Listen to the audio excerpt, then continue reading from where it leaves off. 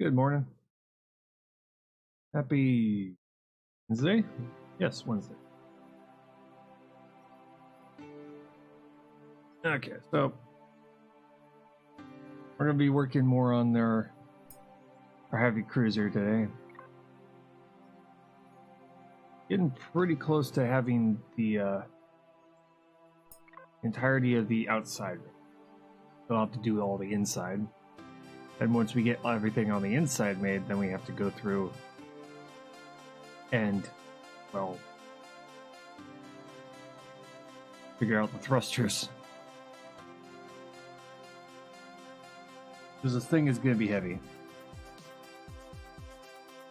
The hope is that it's going to be light enough for its size.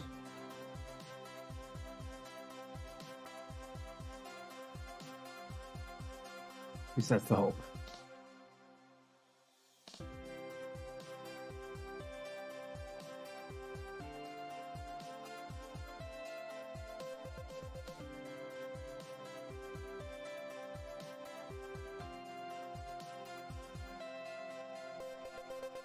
Oh man.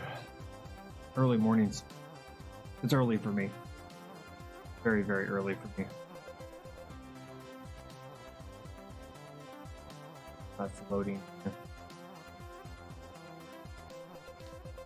through here and a little bit boss. Because I don't have it on the starting screen, it kind of screws up when it comes to loading properly.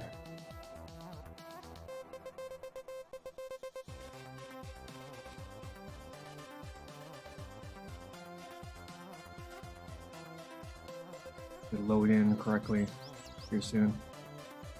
There we go. There. Okay. For everything to load.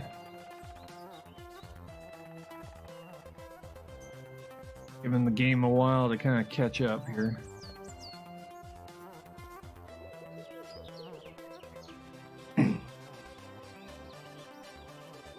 Mode. Work. This is what we've done so far. We started working on trying to make these look a little bit better. This is our, I want to say, third attempt trying to make a large capital ship in Empyrion.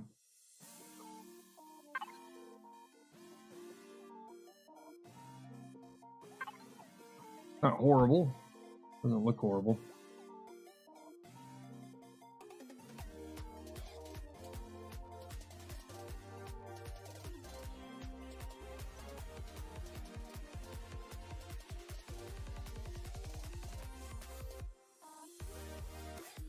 Symmetry mode turned back on. Oh.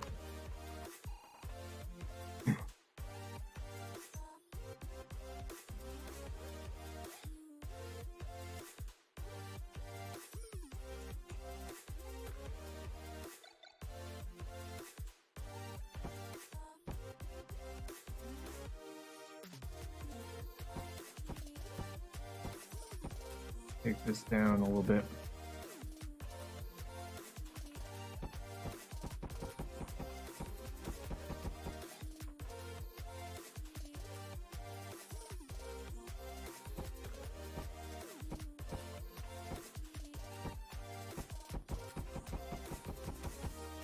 Oh.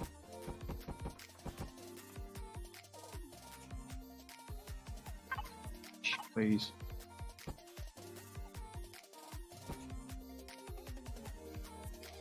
Let's see here.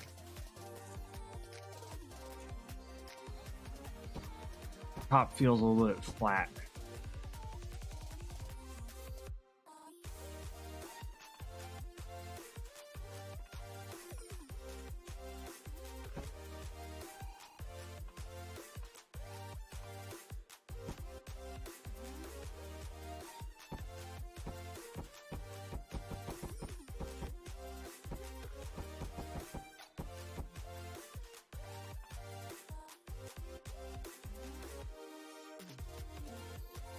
do something with this.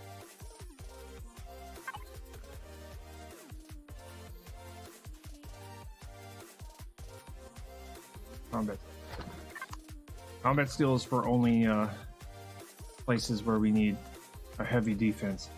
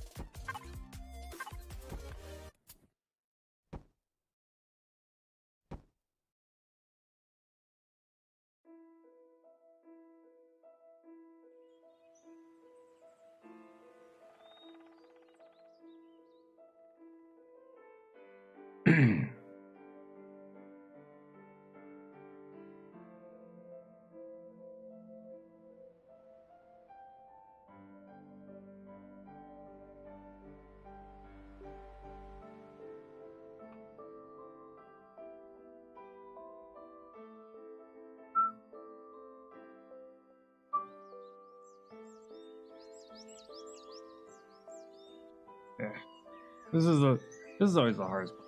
Like trying to get Empyrion to do a particular shape. There's because of the shapes that you're provided. There's only so much you can do, especially when you have a severe difference in angle.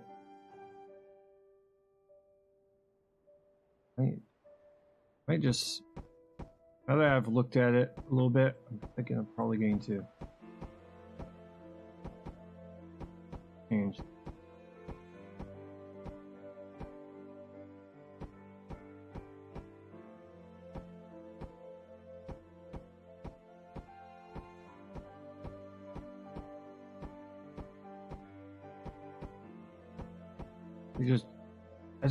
They just don't look right.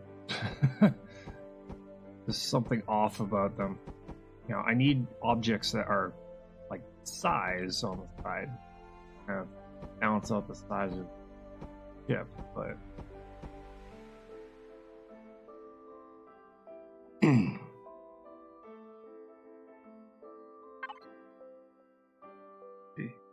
shape. Is there an object in the game that's large enough to put into this location? Making a barn? Nope. Making a giant capital ship. That's what I'm trying to do.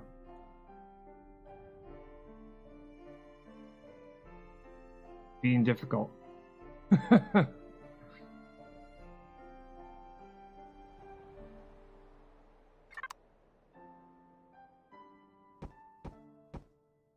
Gonna be an assault cruiser.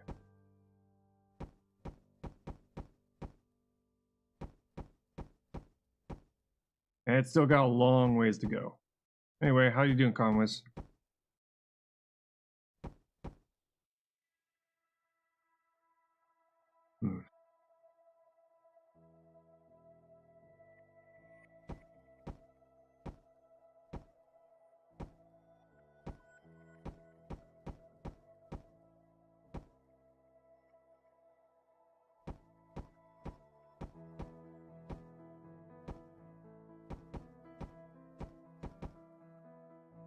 I'm good. I'm doing good.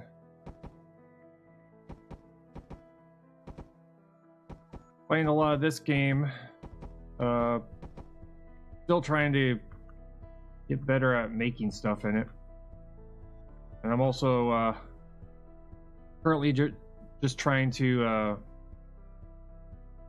play another game called Scum.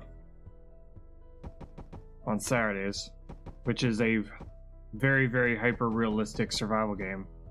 I mean, you're even having to manage things like,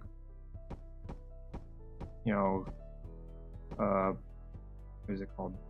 Your vitamins and your minerals, and having to maintain. You even have to go to the bathroom in the game. It's that ridiculous.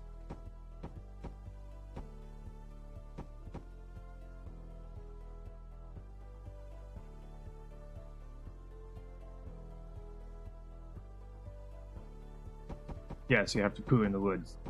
Yeah. One of those games where you're just... Someone went, you know, full survival. Feel like you've gotten your money's worth from this game? Sounds amazing. Yeah. Yeah, definitely getting my money's worth in this game. Currently heading up to 400 hours in this game so far. And it's just for me just trying to... I've been trying to create kind of like a hardcore version, you know, trying to turn this game into a hardcore game. Which the game by default doesn't have a hardcore mode, so...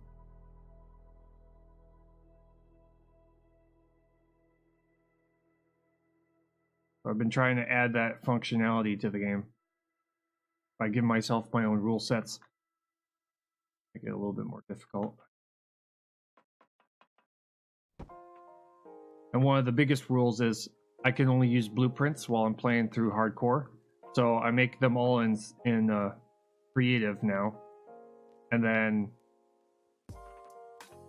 I gather the materials and, you know, bring them in. So that I spend more time surviving rather than building. A little bit faster this way.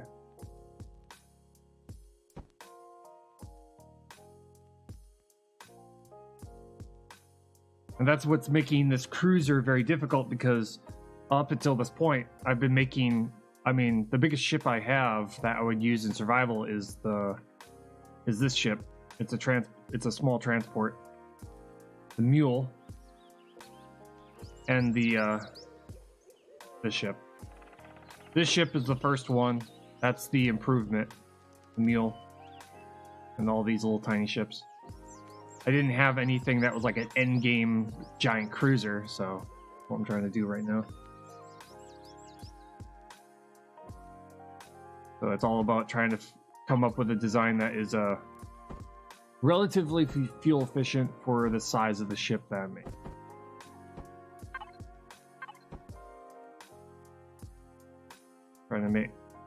So I'm trying to kind of squeeze out how big of a ship can I make for the fuel consumption I require. Easier said than done.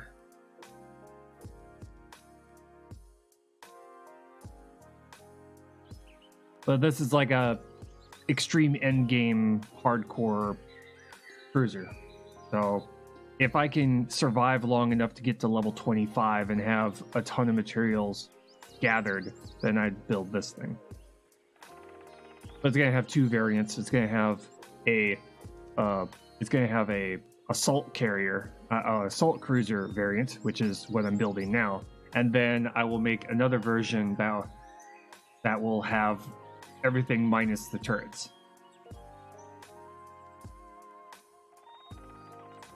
So I'd take off pretty much most of the guns and just have a cruiser version. I can add the turrets on later.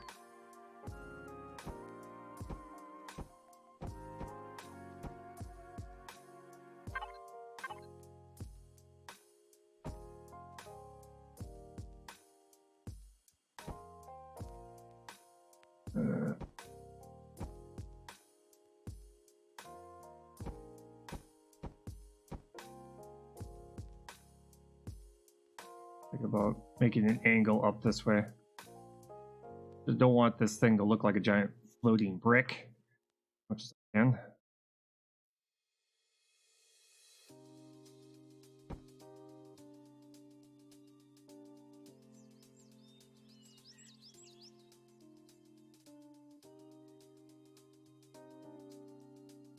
spells correct.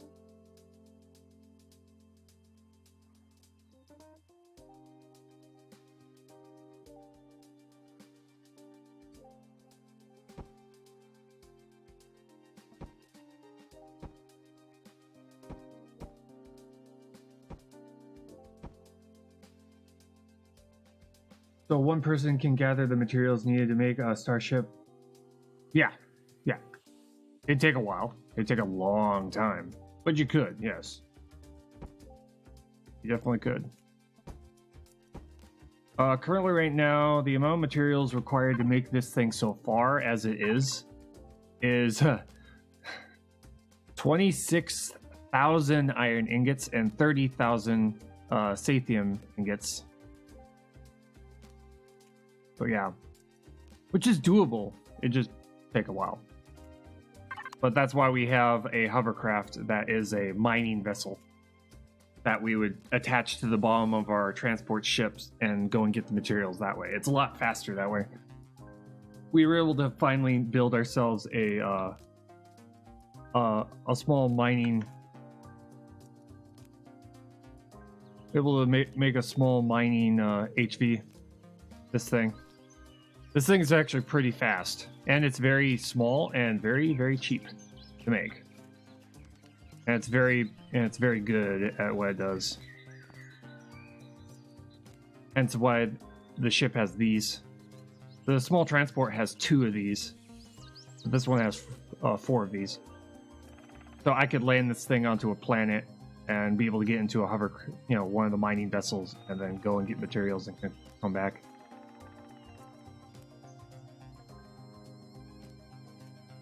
The way this thing is going to be designed to land onto a planet if it needs to. Land, basically sit there, act like a mobile base, and take a hovercraft, our hovercraft out, do what we need to do, and then come back. It's also designed to sit on top of a point of interest and have all the guns kind of open up on it. Hence why the bottom is going to be one giant armor plate, so that in the game so far, the AI likes to target directly at the control block, which is what makes the entire ship function, which mine is right there. This core, if this thing gets destroyed, the entire ship stops functioning. So what I did is I put like 3 layers of combat steel underneath it, and it's in the center of the ship. So they'd have to know exactly where the core is and just hit it with rockets and artillery shells until they get to it, which would take a long time.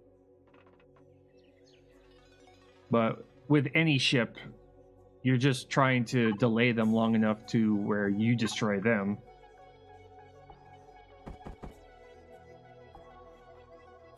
Before they destroy you.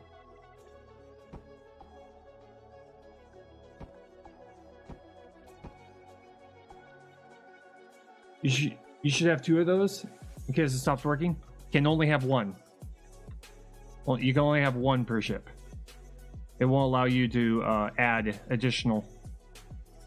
So it becomes very important to protect that thing.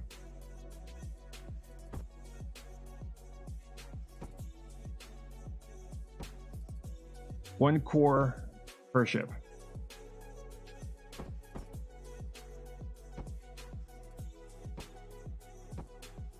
It's not like you can have a backup core. You can build a core, and then if it gets destroyed, place another one in its spot.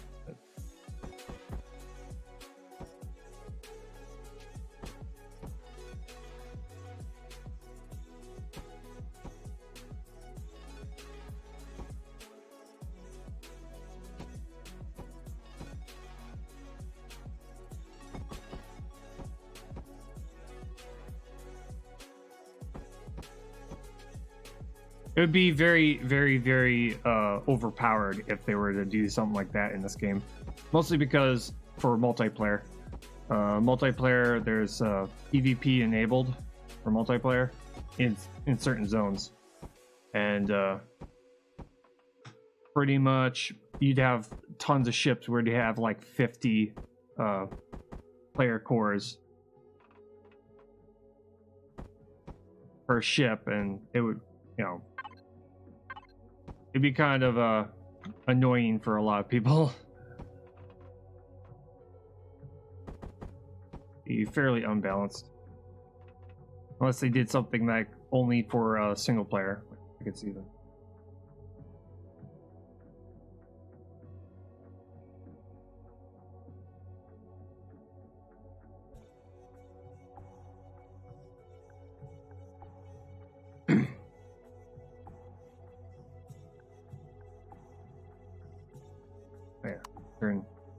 I gotta turn the day-night cycle off.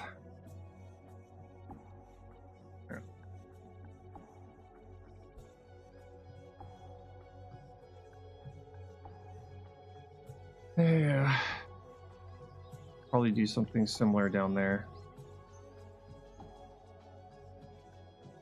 I still have to build stuff here. I also have to build the bridge. Then we have to figure out how to fill all the empty space inside.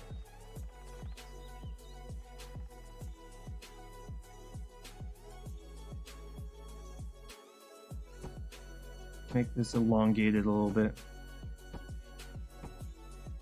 Why I make it in survival first. I mean, in why I make it here first.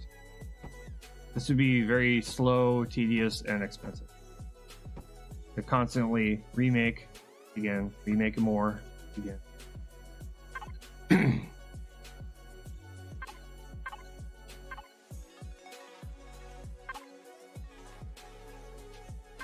Do something like this.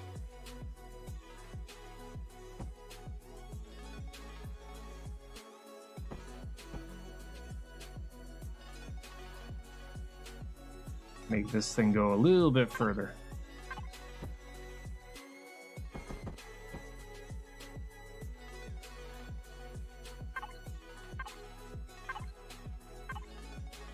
This is just pretty much my first, well, this is my third attempt at a large giant capital ship. So I'm kind of being extremely careful about my design choices. I think I would mostly have block-shaped spaceships in this game. I started out there too. Pretty much everybody who starts playing this game for the first time pretty much does that at the very beginning.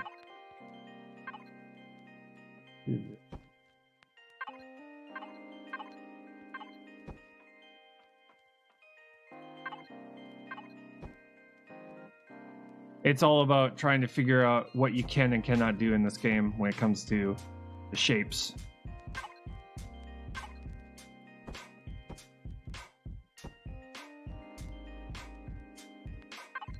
Which requires a tremendous amount of practice.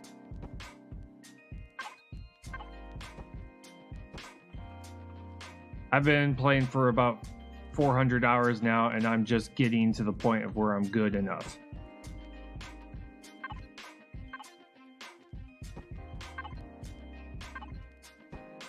I'm just starting to get better. In fact, one of the ships that I made, one of the my heavy combat fighter, the Wolf. Yeah, I know I went with that name. Is actually getting a ton of downloads. Well, a ton being like relative to what I had gotten before. That is actually looking good. But I'm still trying to figure out a design philosophy for all my ships. Basically, a general design that all the ships share. Dude, I have 200 hours in this game. I still struggle with shape placement. Yeah, Yeah, I've got a background in graphic design, so I kind of have a little bit of an edge, but it's the struggle of trying to get the shapes to do what you want them to do and not make them look horrible in the process. But also a balance in between the way it looks and its survivability, because you can make a ship that looks incredibly awesome, but then you run into problems where, well, one place shot right here and all your engines are gone. It just, some shapes they're clearly missing. Yeah. So it's a fine balance in between making it look good and having it where it can survive. A lot of these, this is all my reference material. This is all off the workshop. You can tell what's mine and what's not mine. These are clearly not mine. These are mine though. And that's my second attempt at a large capital ship. That thing's way too heavy. It's all combat steel. But I usually find myself going to the workshop, seeing what other people are doing, and kind of spawning in my favorite versions, and kind of looking through them, playing around with them, flying them around. Was that the USS Enterprise? Over here is the Voyager. These ones are... This is a Empyrion adapted US Voyager. 120 plus kilotons. Yeah. This is a Empyrion version of the USS Voyager. I do have the one where they tried to be as accurate as possible, but this one was way more impressive. It's definitely a lot smaller, but it's still got all the bits and pieces. Same with this one. This is the Millennium Falcon Empyrion version. Again, there are highly large and accurate versions, but this is a much smaller, something you could actually see yourself using in a playthrough.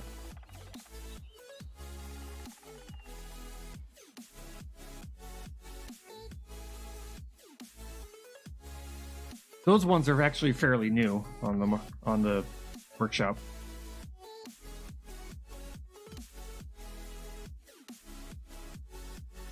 Do something.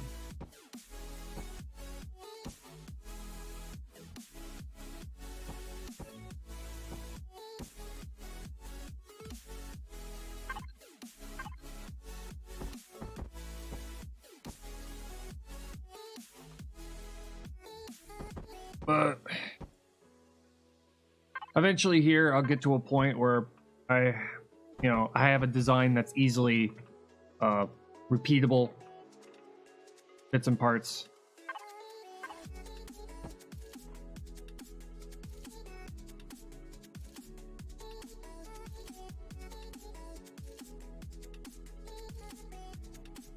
Trying to make this thing look good from every angle.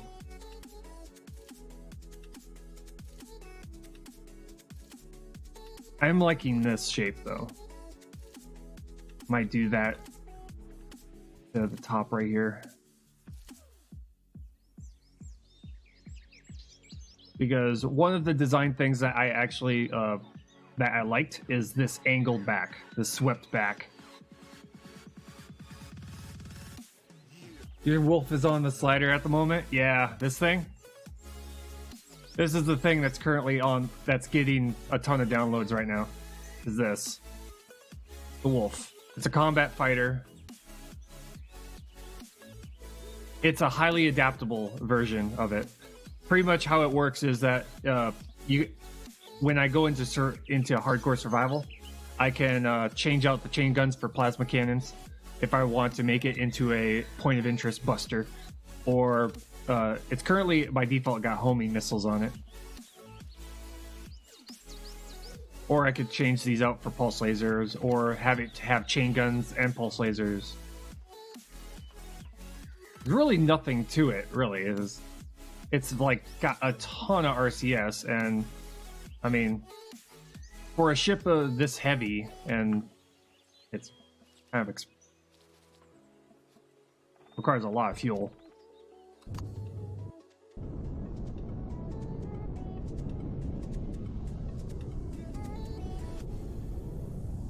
For a ship this size, it's actually pretty nimble.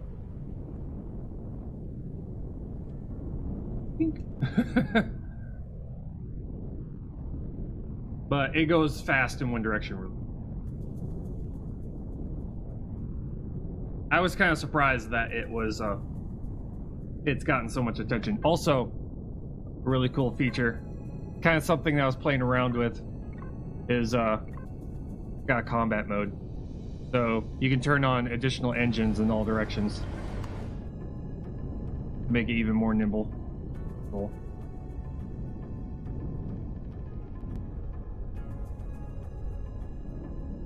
But yeah,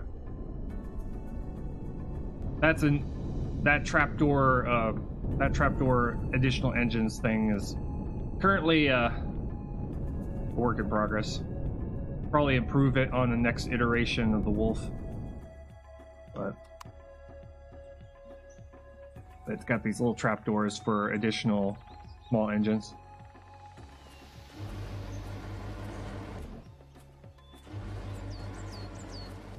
Got it. Up, down, and left and right. That's it. Up, down, left, and right. There's some improvement that can be done on that thing. I just have to play around with the blocks and see if I can come up with an improvement upon it.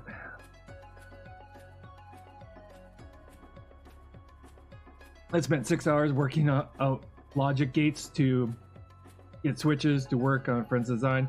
I know I could do what I needed with a few, not gates, but not a lot of gates in Empyrion. There really isn't. One thing I wish that they would start doing is, when it comes to the these kind of switches, the custom and the signals, I really wish you could bind them to buttons. So you could press a button and it just kind of triggers a whole bunch of stuff to happen on your keyboard. That way I can have a program called Voice Attack be able to turn on combat mode on a ship. Until I was searched for not gates, found their new game inverters, which Empyrion does have. So once I found that, I got the problem sorted out in like 30 minutes after that. Nice. Let's continue this shape back, maybe. Something like this.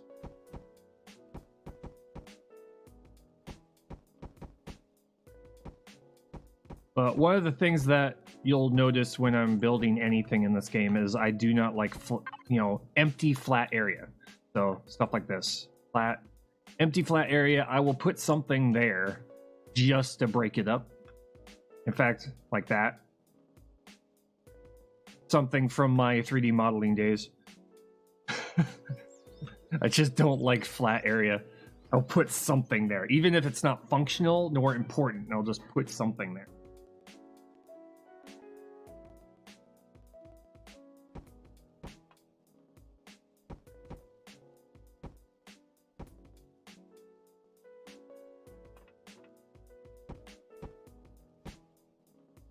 Another thing that I've kind of gotten the habit of doing is archways. So these little arches right here, I put somewhere where I feel like will look like some structural support, but also will break up empty flat areas. That's kind of like a you see the yellow lines. That's just kind of a repeating structural thing that seems to have creeped into all my designs. See them everywhere.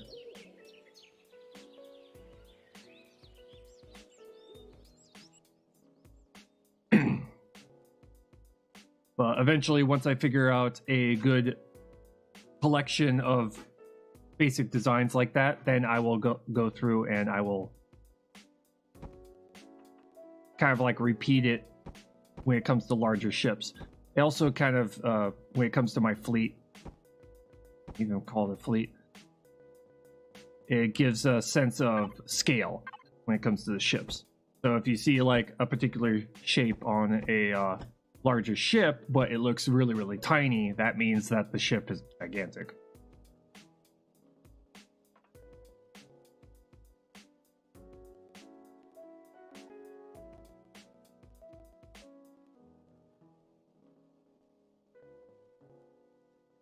Do that right here.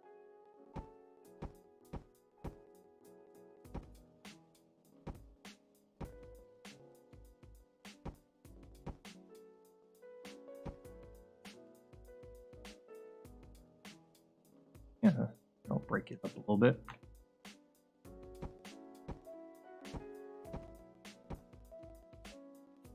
Need to figure out what I'll do over on this side. But yeah, this is gonna, for this larger ship, until I get more comfortable with making larger builds, I'm probably gonna be doing this a lot. Where I go through, build, and then I subtract again, and then build some more, and then subtract.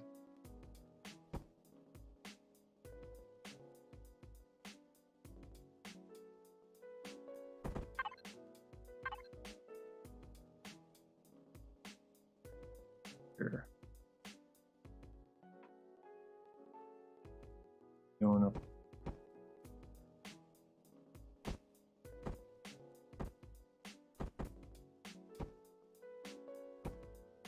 But yeah, a lot of my ships are gonna pretty much be in iterations. So what that means is, just like in real life, you'll have like, could be compared to like cars. You know how cars have like the 2018, 2019, 2017 versions of it, where they're slight improvements upon the previous one. Kind of like what we're going to be doing with our designs.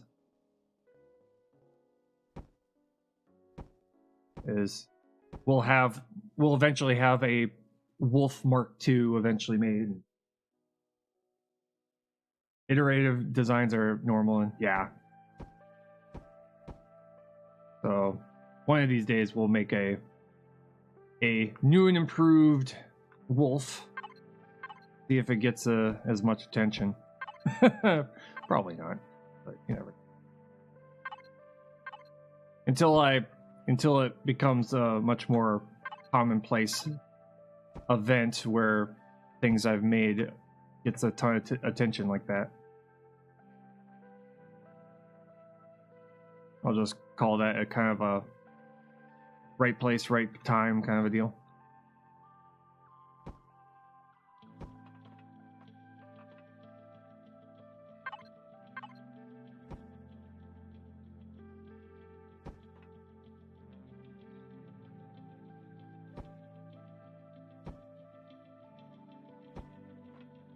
Here.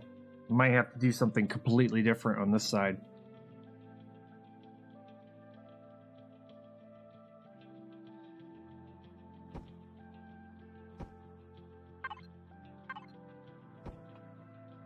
Hear that. Could probably make it look like it's connecting this way too. Oh, good. I can make these kind of look like supports. Extra connections. Would probably work out pretty well. Then we wouldn't have this weird flat side on the side. Let's do that.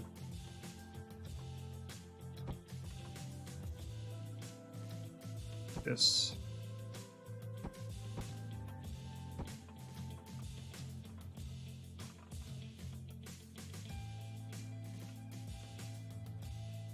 Figure out how to test.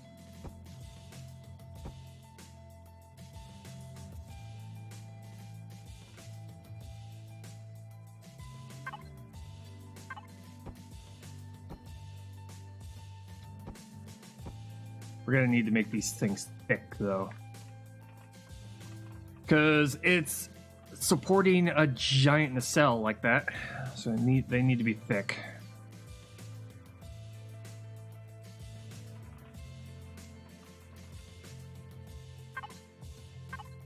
This here, any of the arch way.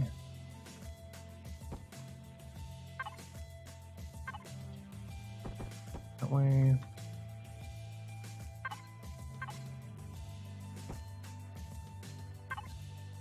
This.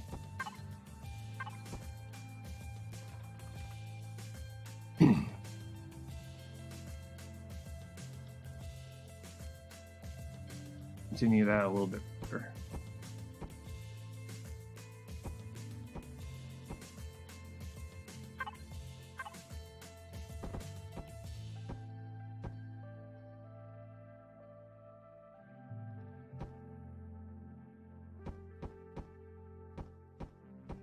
Ah, did I? Okay, we're good. False alarm. I got worried. I was like, what did I do?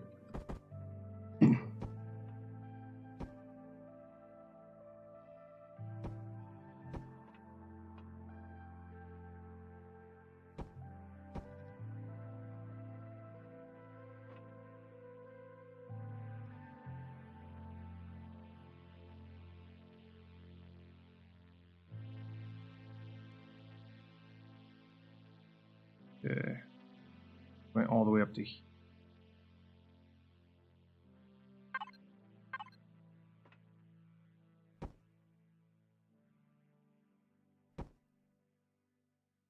No. Here. Probably gonna do just 3 of these. 3 is more than enough.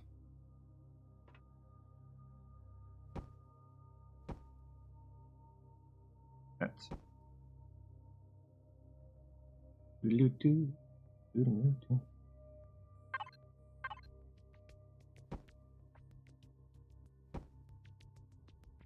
that way this way we can have the yellow lines, the yellow archways on the nacelles.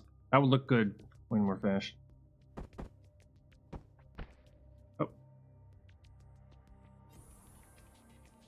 Come back here. I hit the wrong button then. Hit the wrong button. Yeah, so if we're going to be doing that, I could probably do something similar down here too.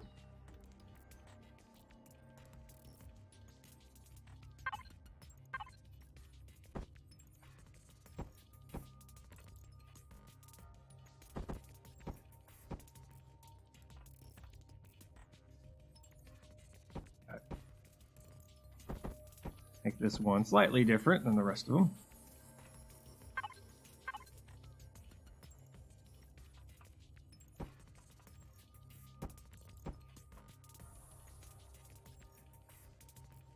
There we go. The top of this thing is looking a lot better. Doesn't look like that.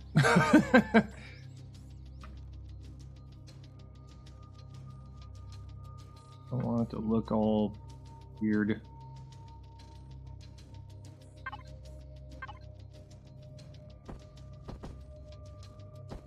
Nope.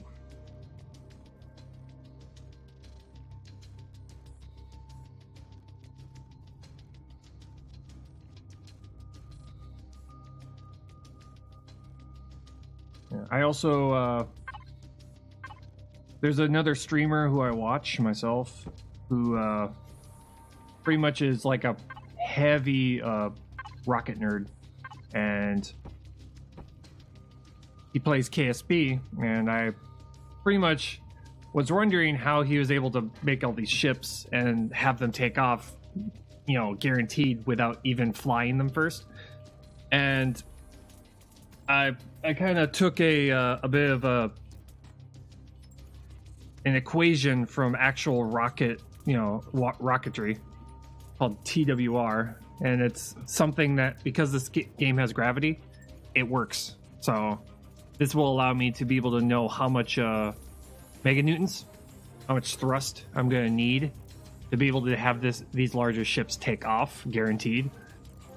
And pretty much it will allow me to figure out how many thrusters of certain types in what combinations I could actually put onto the bottom of these things. And then I can make them actually look nice first time, rather than guessing my way through and basically having to add thrusters in weird spots because, you know, I didn't have enough to lift off. But the idea of the equation is that if you get up to it, you know, the amount of meganewtons of thrust needs to equal the amount of or exceed the your mass times the gravity. So if it equals 1, that means that, you know, it's mass, it's meganewtons divided by kilotons times gravity. And if it's equal to 1, it means you've canceled out all the mass of that object. And if it exceeds 1, it means that you will lift off. It's confusing. It's rocket science. It's pretty much what that is.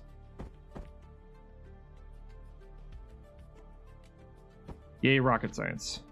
But it does mean that I can plan out how many thrusters I'm going to need for this giant ship once I'm finished building all of it, and I need to start putting thrusters on it. I can figure out exactly how much am I going to need and where should I place them. Something I wanted to kind of get really, really good at doing, rather than kind of just going full on guesswork with my designs. Which is nothing wrong with that, but nice to not have to guess. Do this. Probably need something up here, kind of like all flat and stuff. But yeah, that kind of length isn't necessary, but I'm gonna. Especially when you're building such a large vehicle like this, it would be nice to know. One, it would be nice to know how much thrust you're gonna need to be able to get a large ship like this off the ground. But also, it'll allow me to do the math to figure out if I'm going to. Gonna allow me to do the math to figure out like how much fuel it's going to burn, and then I can figure out how many fuel tanks I can put on board.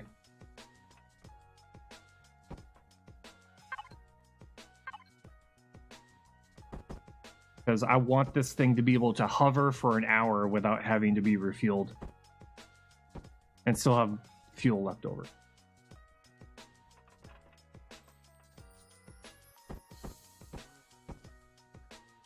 You know, you don't want to have this thing hover for an hour, but in case you have to, I want to have that as an option. Okay, the top of that is looking a lot better. Doesn't look like garbage.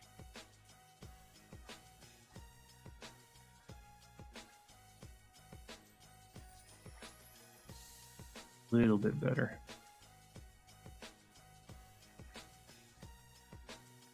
Do something.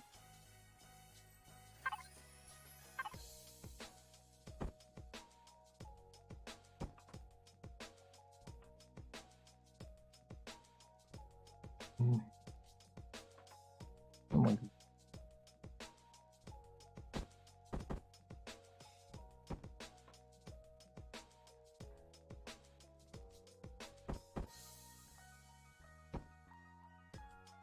No. Maybe.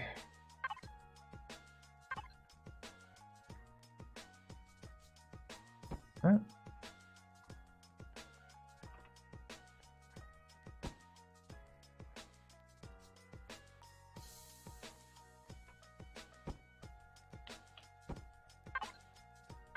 Let me just move it back one.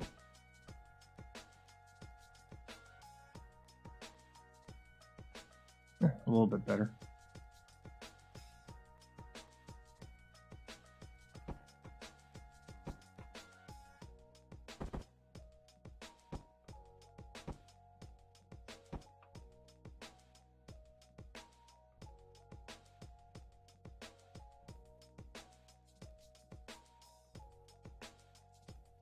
That's okay. I'll be fine.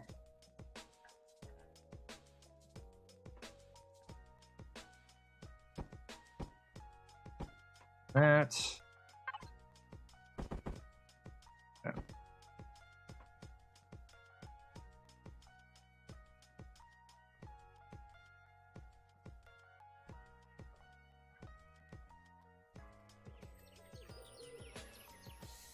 This thing is going to have a ton of engines on the back, though. It's got the extra larges and the larges back here, but I'm going to have like a bunch of mediums kind of filling out this area, depending on how many we need. We also have to make a specialized docking pad. You have to make a specialized docking pad for this thing, to where it will act as, it'll have a section of it where we'll back into or land on top of, where it's going to have a ramp that goes up into the rear hangar doors, because the ramps that are in the game, we don't have anything long enough. This thing is way too high off the ground now to be able to put just a regular ramp on the side, on the back of it. But if we're going to be taking ships on and off of this thing anyway, I mean, like tanks, we got a couple of tanks. And, you know, we won't need to take anything off of the ship until, you know, we get to one of those places anyway.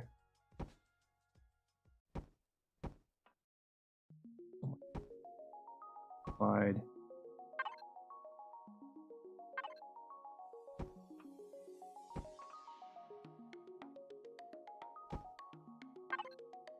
This.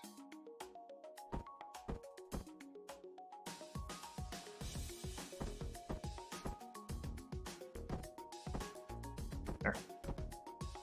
That's what I need to do.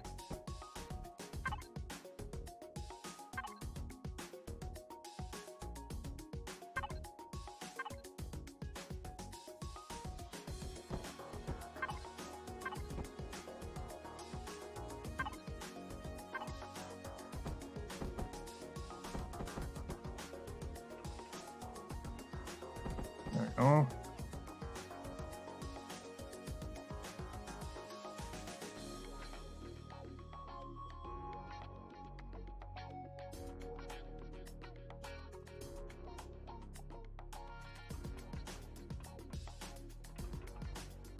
Yeah, let's see here. Oh, do something like this.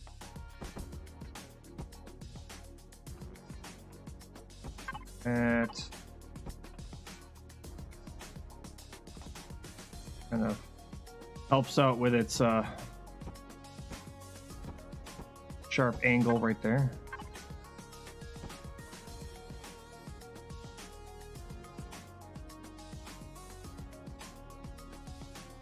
Oh yeah, these engines.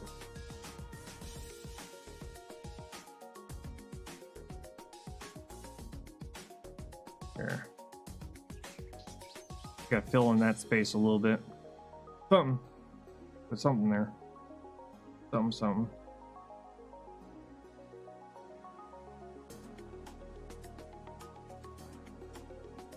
Yeah, I can soften out this edge.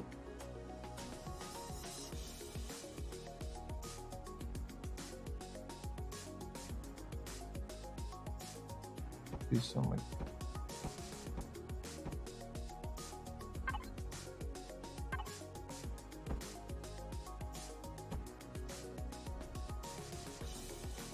A lot better. Oh, not that way. Okay, what do we have? Probably the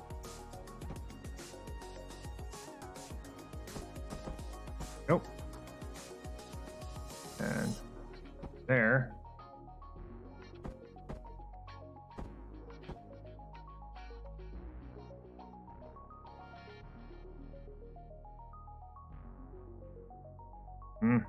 Way further, huh?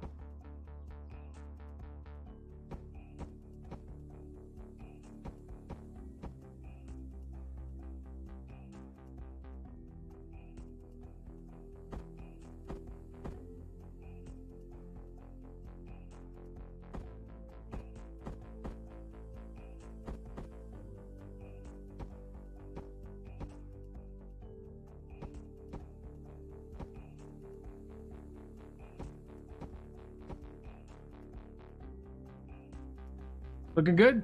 Hey, Big Feet. Oh, thank you. Looking a lot better. Slowly but surely, kind of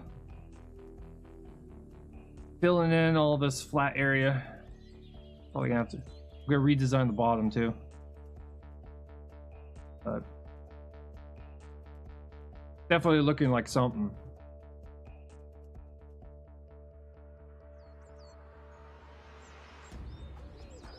Also, big gotta be careful about leaving ourselves enough space on the bottom here so we could land this thing. We probably don't need as many of these down here, but we need to have enough space on the bottom to where we can actually land this thing. Yeah, it's looking pretty good.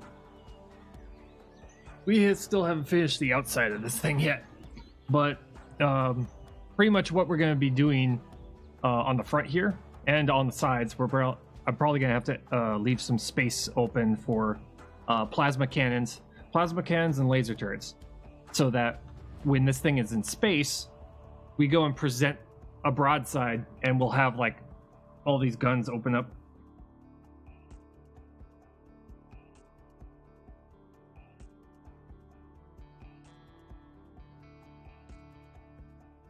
But the front of this thing pretty much has a ton of guns. We got maximum number of rocket launchers. We got maximum number of plasma cannons. We've got four cannons on the front. We got 2 miniguns. We also have a broadside of rocket launchers, artillery cannons, and 4 miniguns and cannons.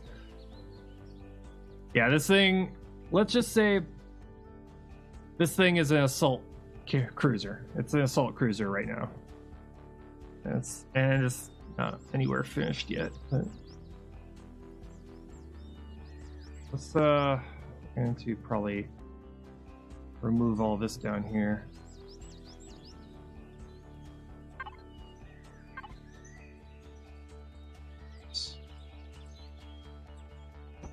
This.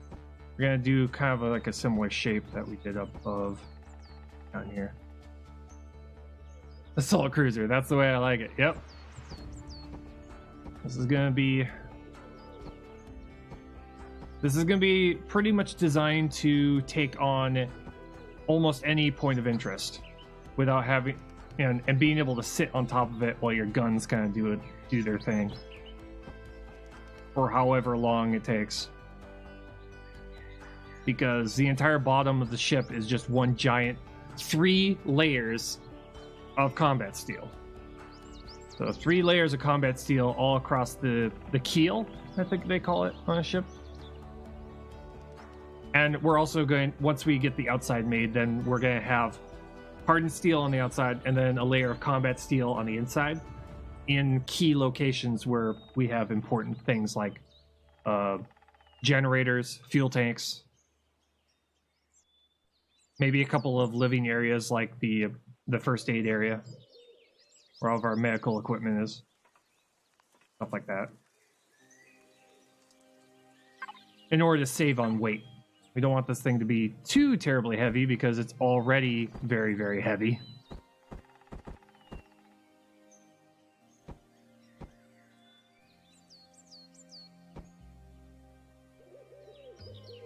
Not you. Why are you here? You should not be here. You're supposed to be a solid block. I think I noticed it now.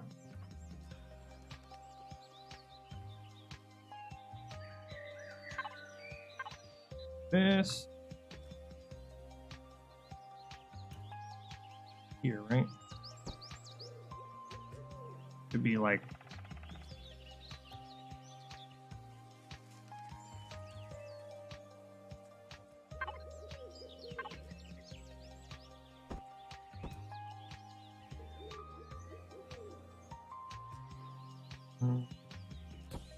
I have to go even one block further on this side.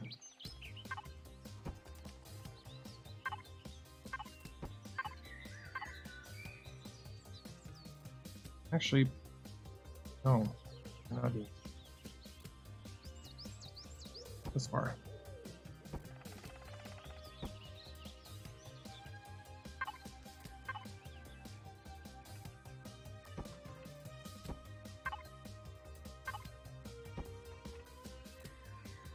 There we go. Better.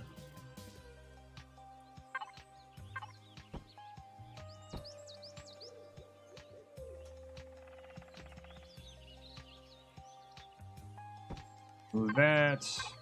Not there. A little more.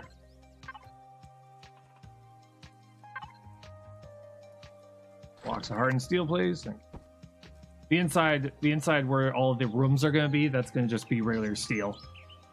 In order to, again, save on weight. Yeah.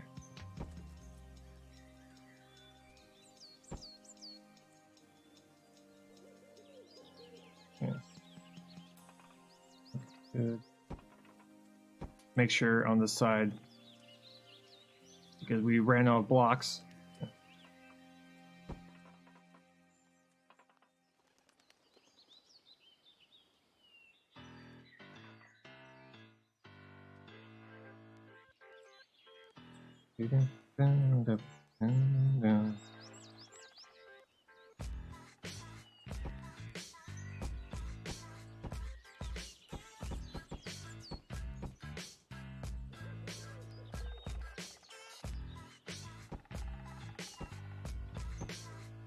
Yeah, figuring out the ship to where it's functional.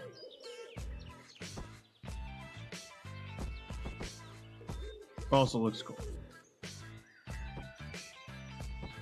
Functional, but looks. Oh, you need to be close. Thank you.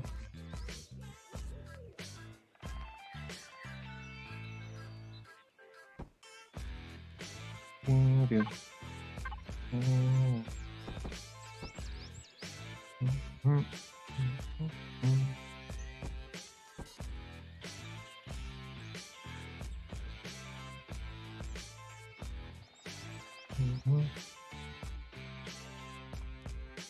Okay.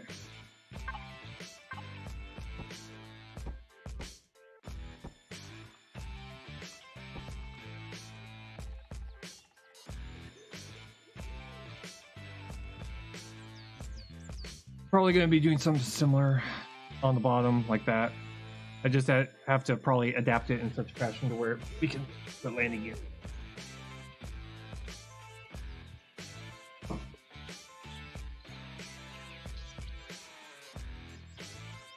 Might even go as far in this design as making fake windows. Windows that don't go anywhere. That have no purpose other than just being there.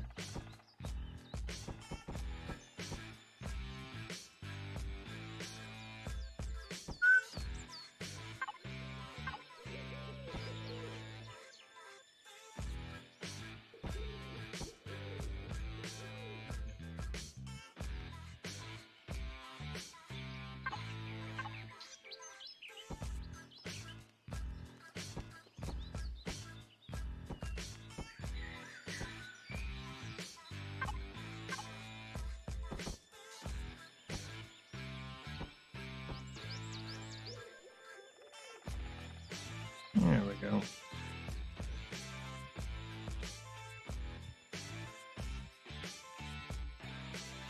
Yeah, those nacelles are looking a lot better.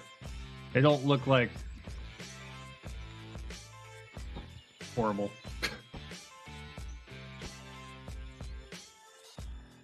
Yeah. Cool.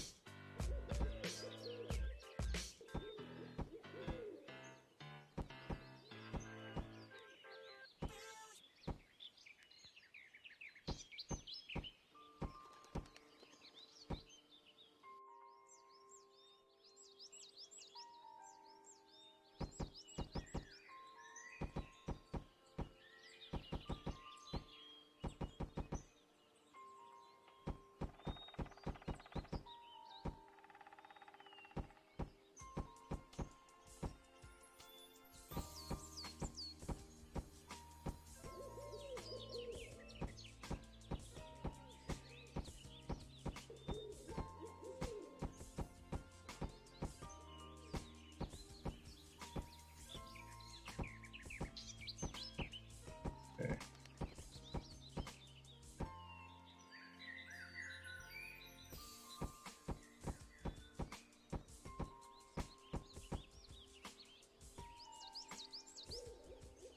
I think long corner blocks with, yeah, I'm thinking so.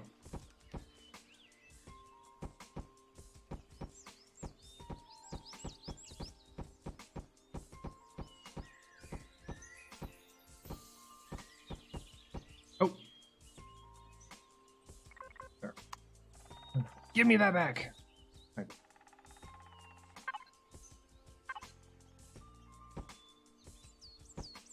Okay. On this. Quick.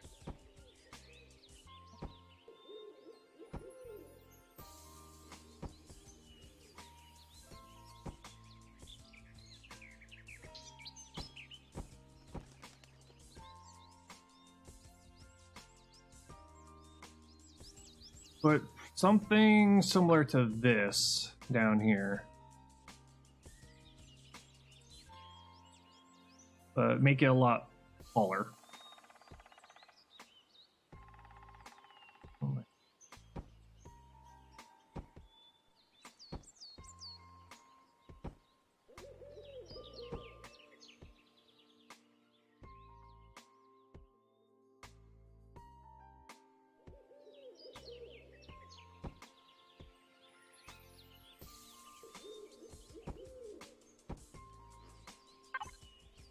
Okay, let's.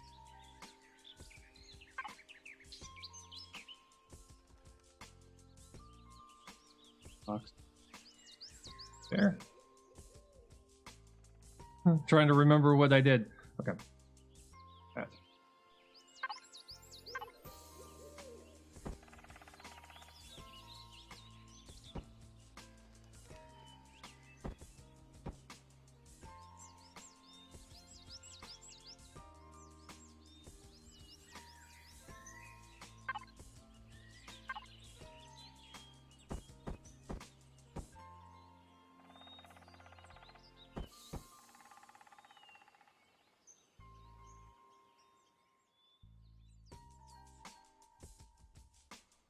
Like that on top.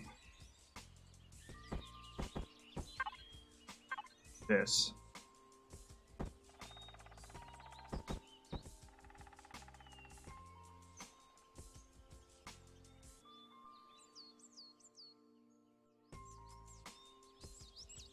Then we went up. Fuck. There. But we'll probably go further up.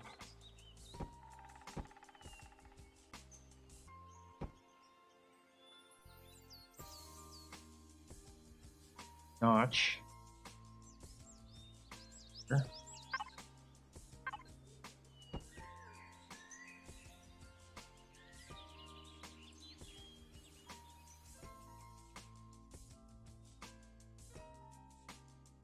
One block up. Notch.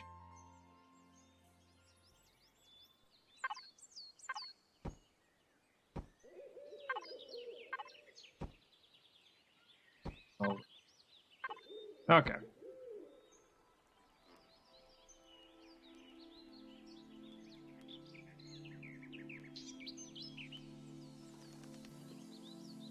You.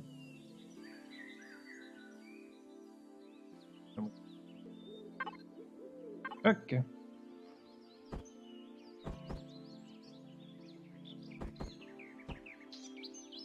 Yeah.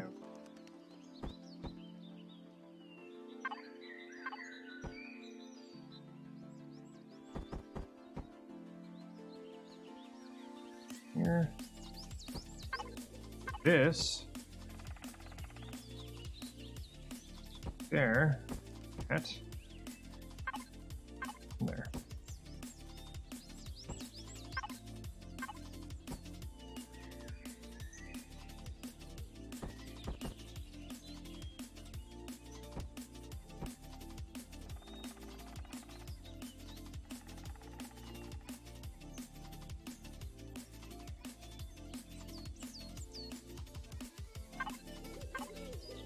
Not that. Do something. Yeah. That's what we'll do.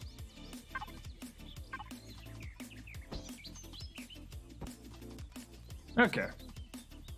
Hey, Osmer, how's it going? How you doing?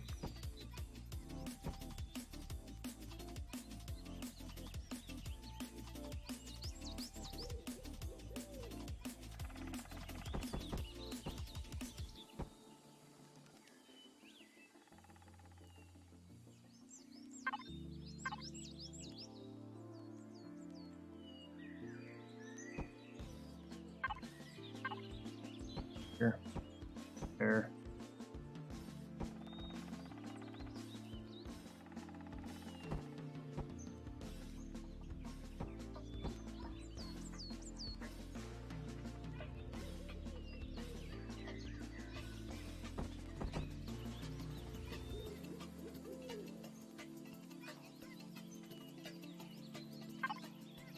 This.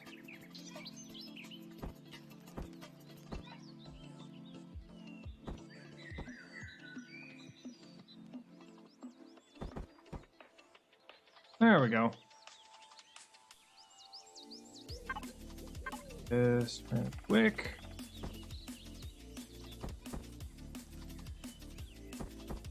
There. That's great. If not done yet, how many hours do you think? We're probably currently on probably about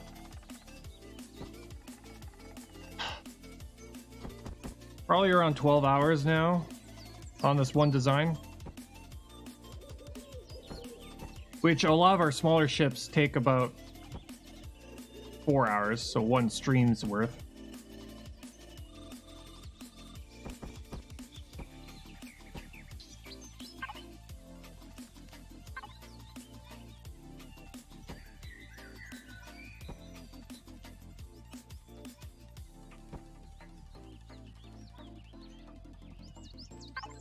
So yeah, kind of a little bit of time.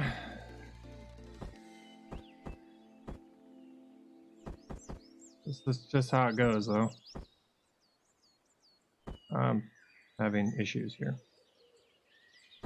Where am I? What am I? What is life? Okay. I have to probably say no to that then. Right there. But yeah, this is what we've done so far. For a very, very large ship. But we've gotten the start of the front here with all of its guns. We've got the docking ports for all the small hovercrafts. The hangar's done. Well, modeled. The top is almost done. I gotta add the bridge, which I'm thinking of probably adding it right here, which with having a door and an elevator on this side. And the cells are coming together nicely.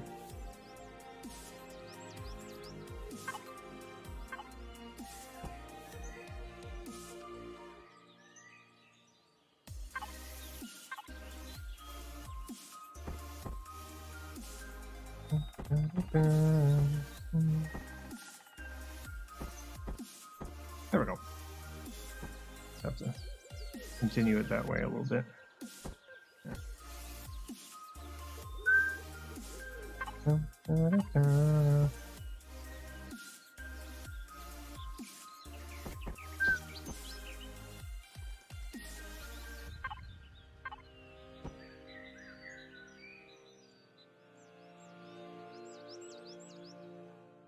A little bit better.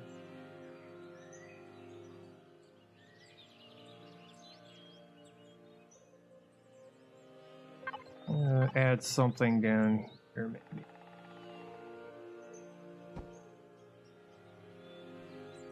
How do you make it look so good? Patience. Patience, and just kind of trying not to fight the angles that you're working with, just making sure that you plan ahead and think ahead of like, okay, how are these two angles going to connect with each other, and then either put a buffer zone, so like an archway in between them, or just completely go with what you already know works. But in the end, it's just lots and lots of patience. Because sometimes I will make something and it just won't work. And I'll just be like, throw my hands up in the air and say, screw it. Imagination. And easy? Yeah. I wouldn't say it easy. Imagination. Yes. Imagination. And a lot of and watching a lot of video games and TV shows that involve a lot of spaceships. That too. You know, being a bit of a nerd kind of helps. Nerd.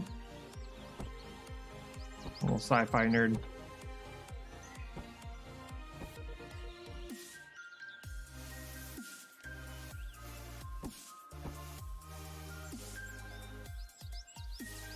Like The Expanse, Star Trek, Star Wars,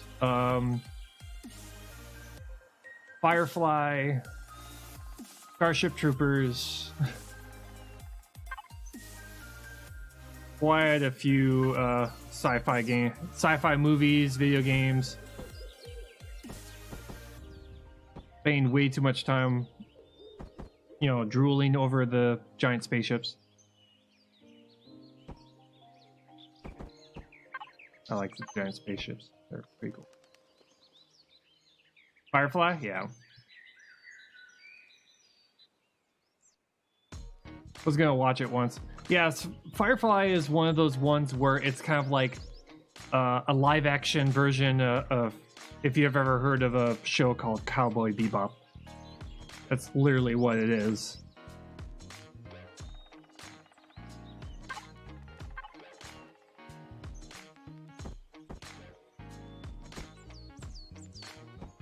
The trick comes is trying to take those designs and adapt them to this game, which the game, when it comes to the blocks that you're able to use, kind of restricts you of what shapes you can create. This game does not like organic shapes, just doesn't. It's not like you using organic shapes, so you have to kind of BS it a little bit. This.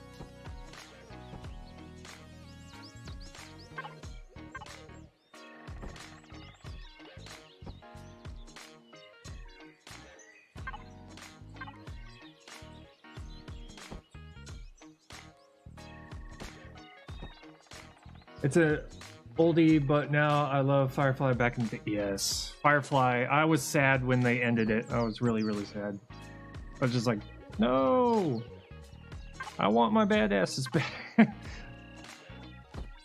I want them back. Give them to me.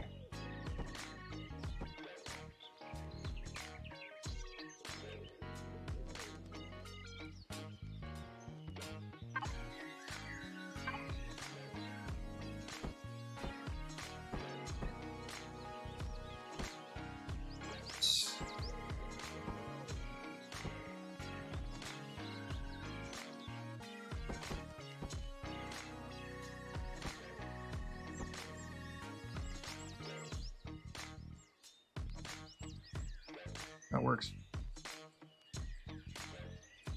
Fill you in, though.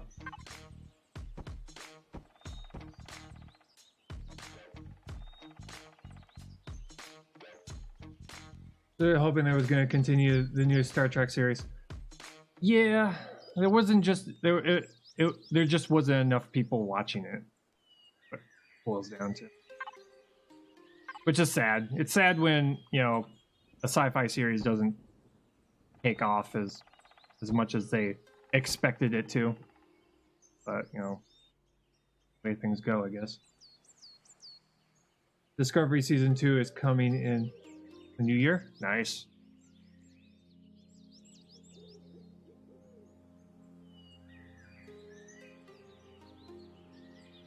Continue.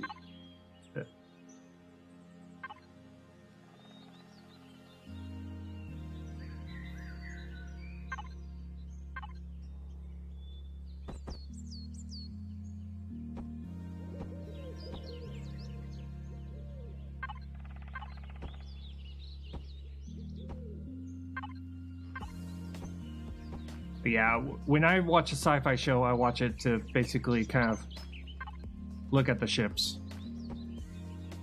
I like the design of sci-fi ships. I find them interesting.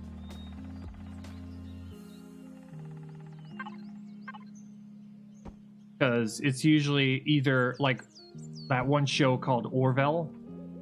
You ever seen that show? Where it's very organic looking. Andromeda was a good show. That was a very cool design that they made for the ship. Very organic looking. And then you got the very industrial looking ships like Starship Troopers or pretty much anything from the Alien series.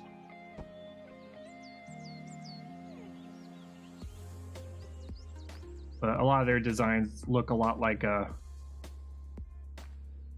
lot of their designs kind of are just like, what do you call it? Stuck in the 80s kind of spaceships. Babylon 5 was a really good ship design, yeah. Yeah, the Andromeda was a really good ship. I mean, that thing was impressive.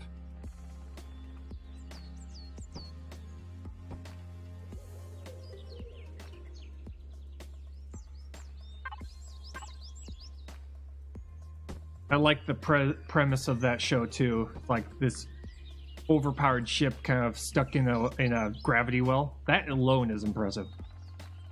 Like discovered a long forgotten ship from a long forgotten age stuck inside of a gravity well of a black hole.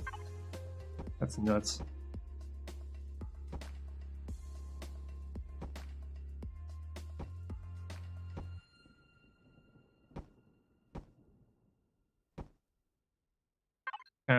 It's kind of like one of those things where it's like, yeah, if you can survive that, you're badass.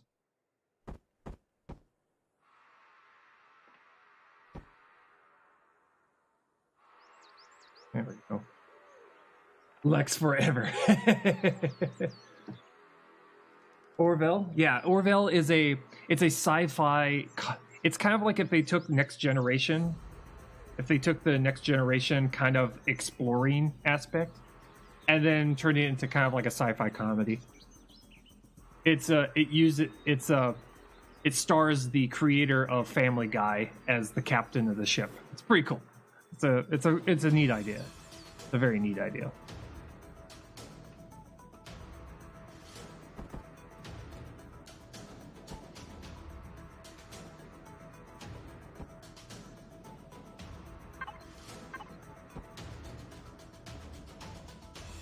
Overall is meant to be a parody of Star Trek and being more Trek than Discovery. Yeah. Oh yeah. It's yeah. It's funny. It's funny how that works, huh? It is quite hilarious.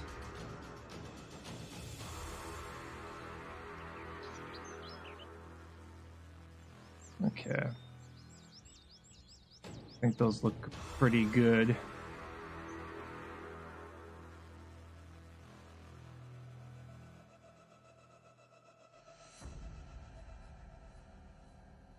Some episodes were so stupid it was funny. That's what makes it great. Like, how is this funny? Why am I laughing? This is stupid. And yet there you go, laughing away.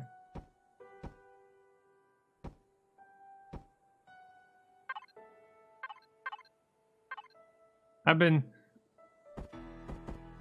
meaning to get caught up on that show, but I did it again. Give me my blocks back. Yeah, I took certain design cues from Andromeda. They did. They definitely did. For the very, very organic looking ship is pretty cool.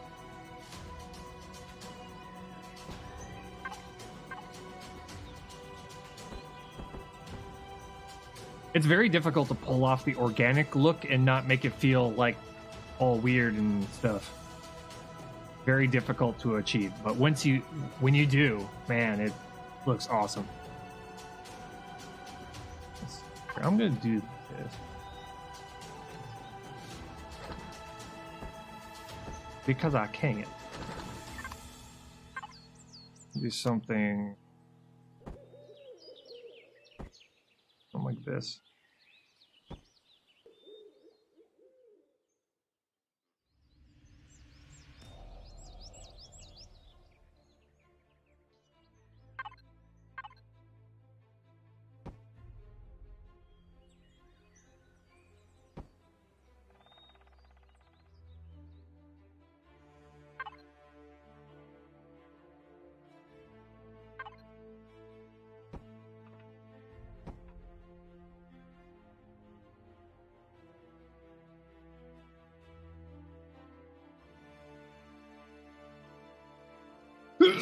Woo, man.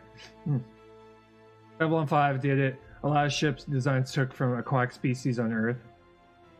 For the League of Non-Allied Worlds, at least. Yeah. A lot of their designs were just kind of like ridiculous. You just kind of look at it and go, how would that work?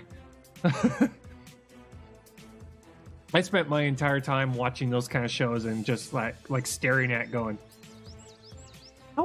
how would they build that? Like what would their space dock look like?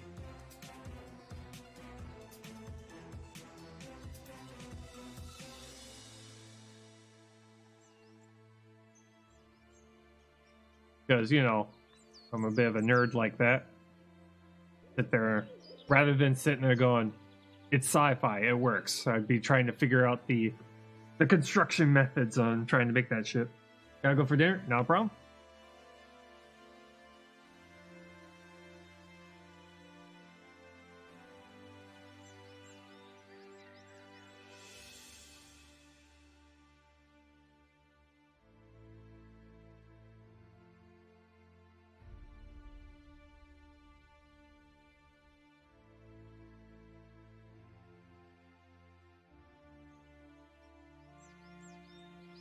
I like the early Manibari cruisers from the last Great War. Last cruisers. From them, you can see how they evolved into the masses. Into the main timeline. Yeah. Speaking of designs that just don't make sense, it's like from Star Trek, the Vulcans. Their ships just don't look like they should work. Apparently they do. The ships are kind of just like, they look fragile.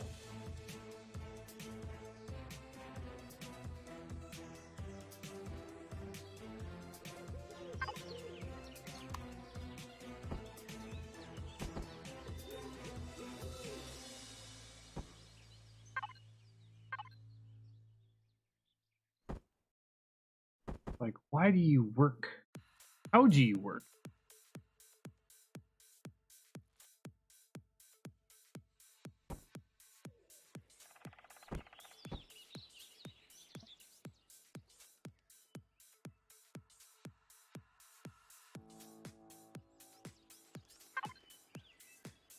Use this for texture purposes.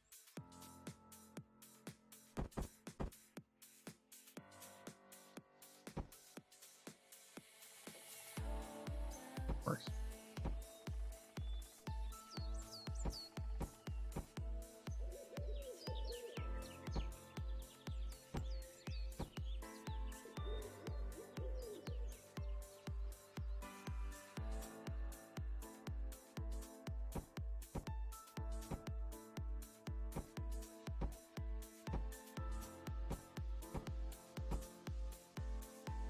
That looks good. I always want these to look like heat vents. Where like the nacelles get cooled off and they like vent. Look fragile, but their ships were used the most in pre-Federation. They had one of the highest tech levels of all the races. Their engines were better, shields were better, had tractor beams, etc. They struggled with the Andorians because they were very much a military state, so the ships were all guns forward and very powerful at the time. Yeah.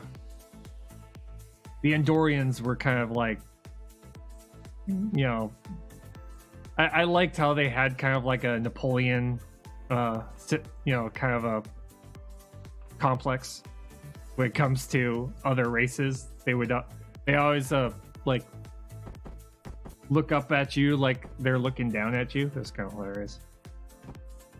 Very hilarious.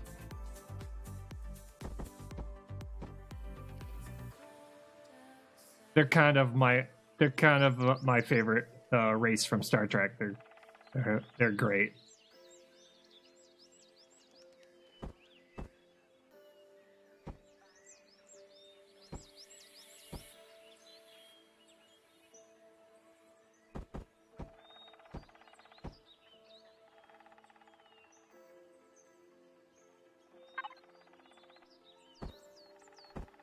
What do you want, pink skin? Like, nothing. No, I'm good. No, I'm fine. That's 2 you owe me, pink skin. I know. They're good.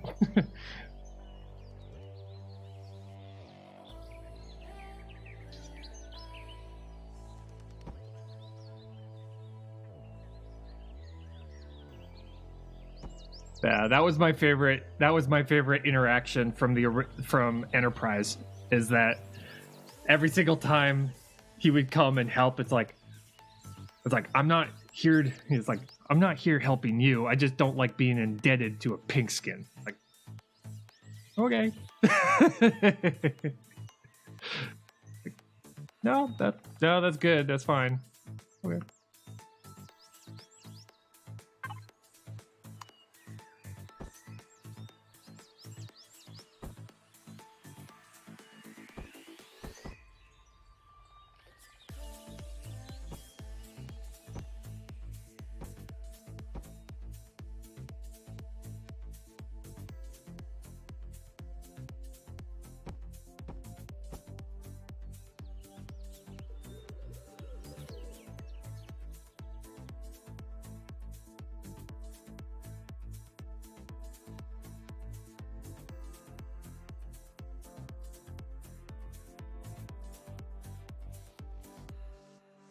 See here.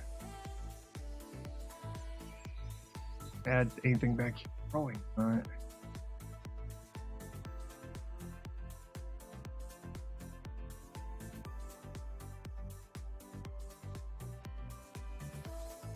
I think we're pretty good on that nacelle for now, unless I come up with, if I can think of anything new. Work on the bridge. Okay. So I've decided that the bridge is going to be located here, right next to the, right in the center of the ship, right next to the rocket pods. So now what I'm going to probably do for the sake of the bridge is probably we're going to have a very, we're not going to go very high, but we're going to go very wide. So what we're probably going to be doing is we're going to be kind of probably covering up the back end of these a little bit, just slightly. We want something somewhat centralized.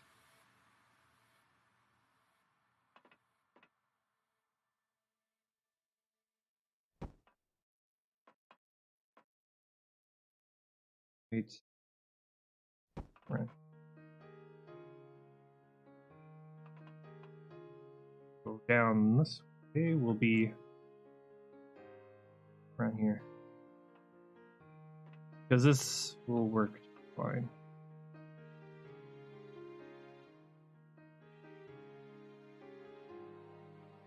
Excuse me, game. Back by, thank you.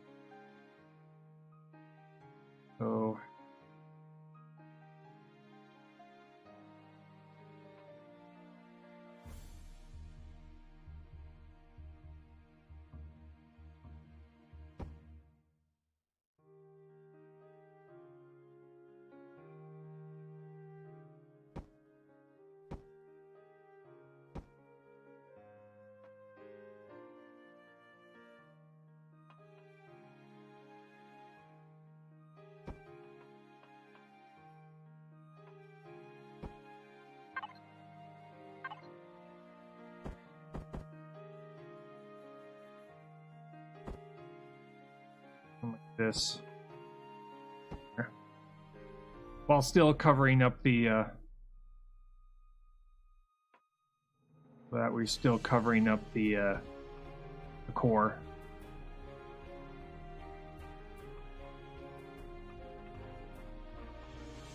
This will be where the bridge is going.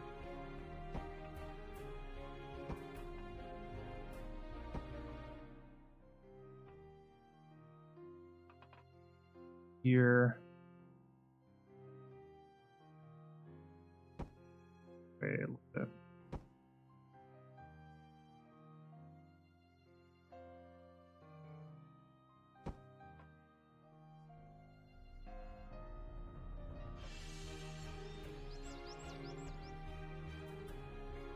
Yeah, that looks pretty centralized right there. Pretty much in the center of everything.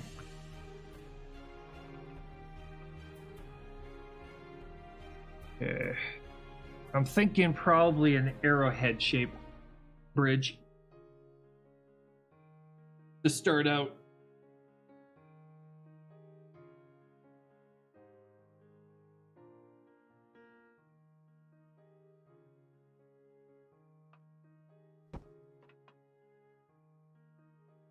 I'll do something like this.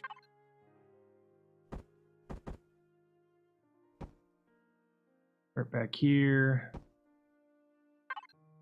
Here.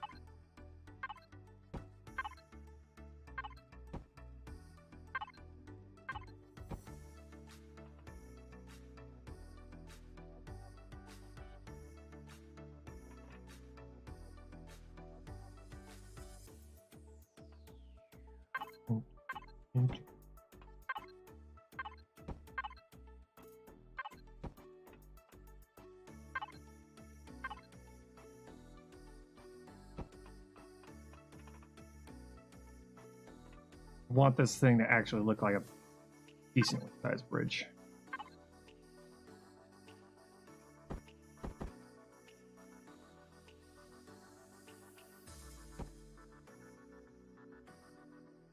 Also, we don't want to cover them up too much.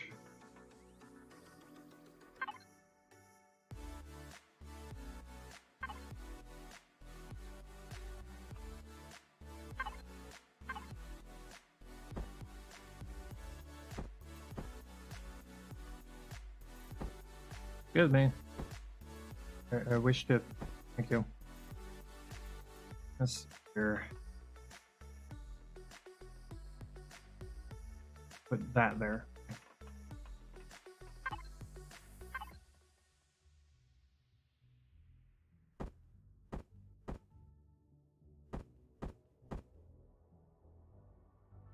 Brain function. There we go. Do that.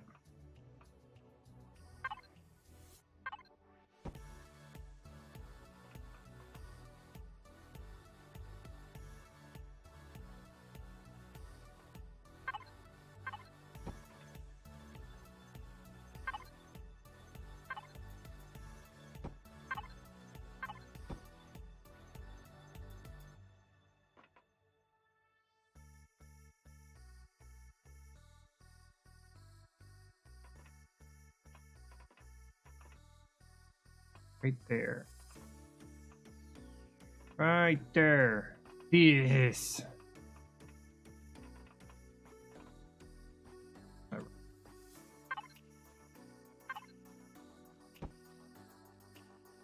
Like, you know? Like, I don't want. Like, let me do what I want.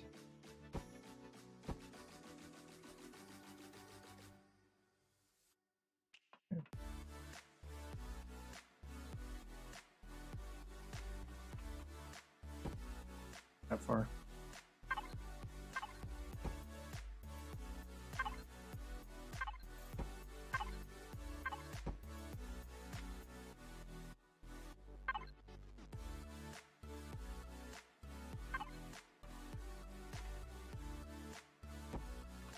3 blocks wide should be more than enough for what we want to do.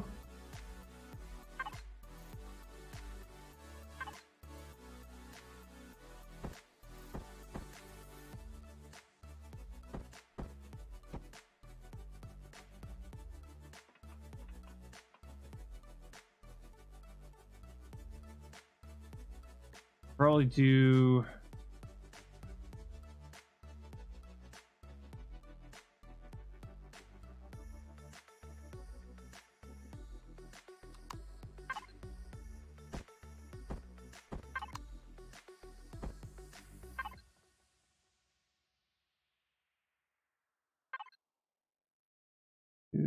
maybe do this instead.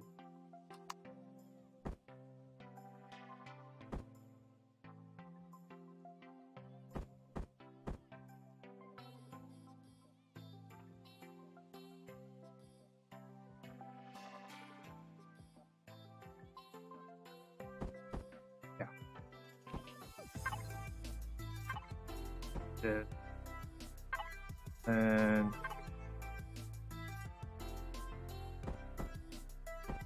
Ottervey, please. There we go. Ever tried those semi-separated bridge things? I remember trying that out myself sometime. Yeah. There we go. Yeah.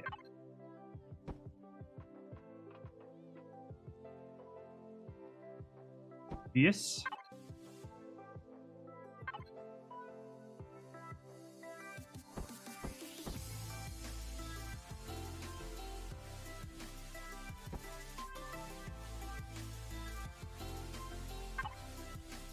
That.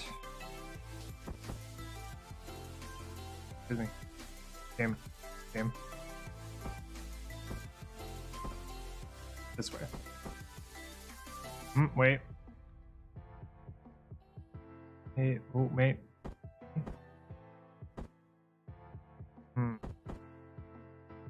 Problem here. Problems. Okay. Probably.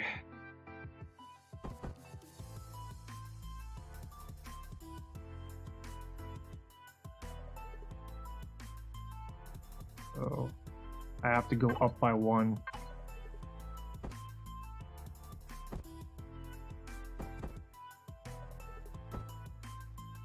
That.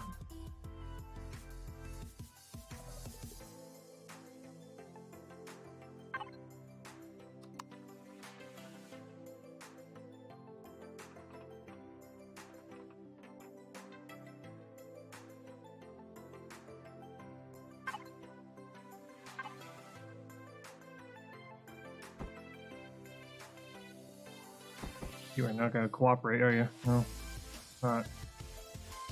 Yeah.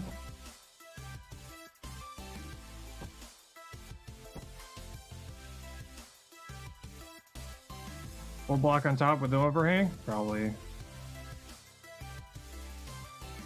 I'm trying to change the angle at which this thing is going here. Not liking what I'm doing.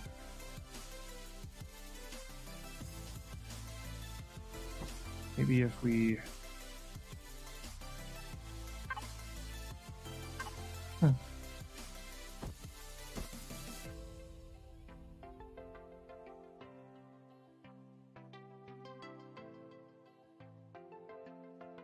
Want...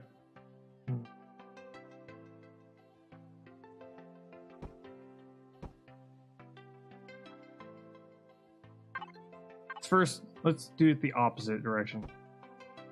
Get it to do what we want it to do, and then we'll figure out flooring.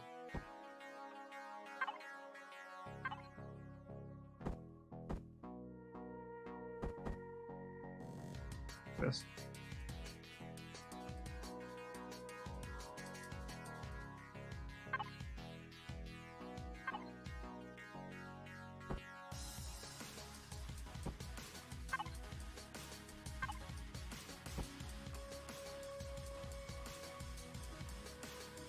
We can BS it a little bit. Okay.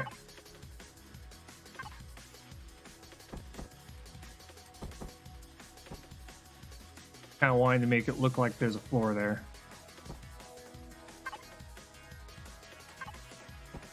That the windows are a part of the floor.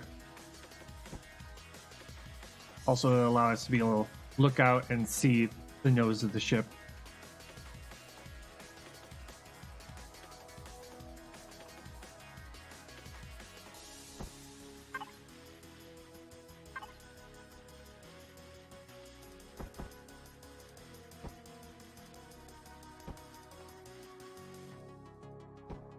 And then this.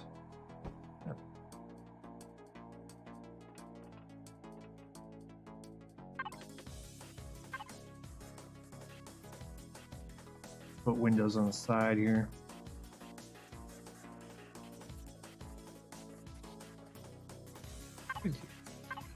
Here.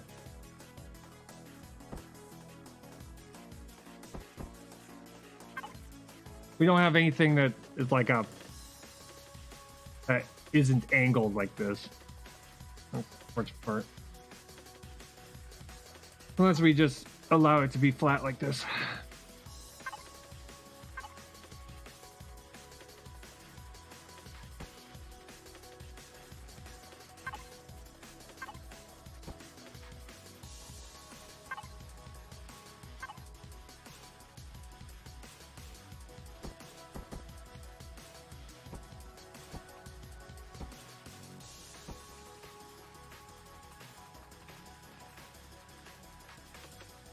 Have it end a block here.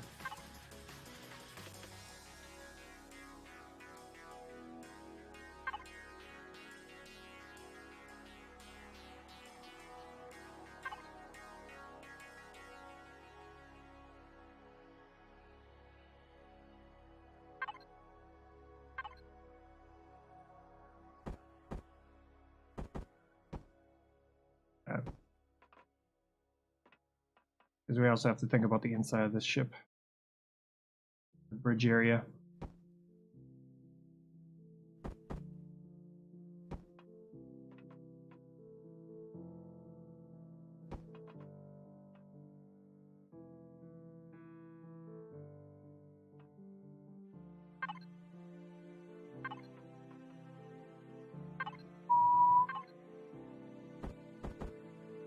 Oh. This. I'm back. Welcome back.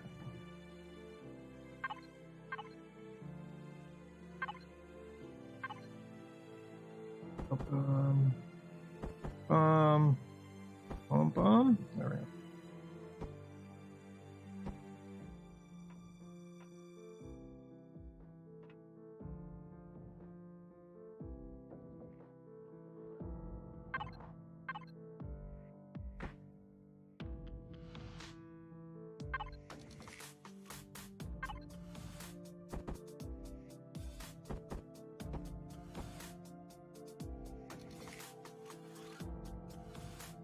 This isn't a battleship, is it? No.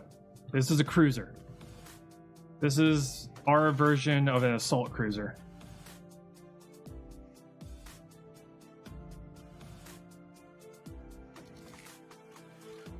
Which is funny because this thing is only 166 meters long. So it's only 160 meters long. That thing over there is 200 meters long. I'm trying to kind of judge length and size here. So pretty much we'd say a cruiser is like, let's say, at least 150 meters long. And then when we get up into like battleships, we'd say that 200 meters long is considered a battleship. And then maybe 250 meters could be a battleship, and then a battle cruiser would be probably like maybe like at least 400 meters long. What size class is it? Well, right now Right now it's a class 5. Class 5 cruiser. Class 5 capital ship.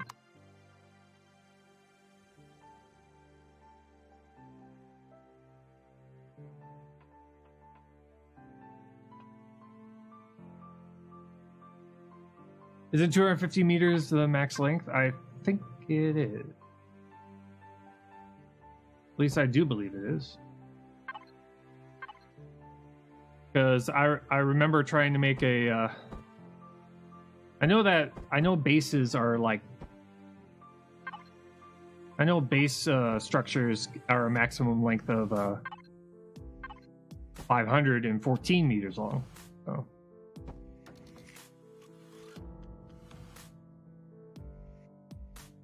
So you can't have over 500. Yeah.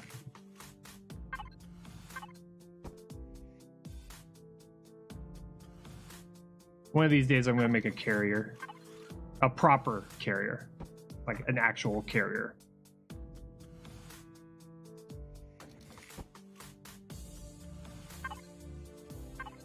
Eventually. Awesome.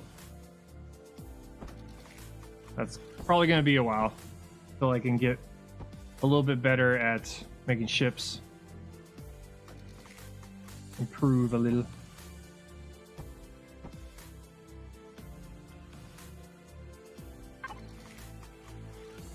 Here. I'm probably thinking about this the complete opposite way. This.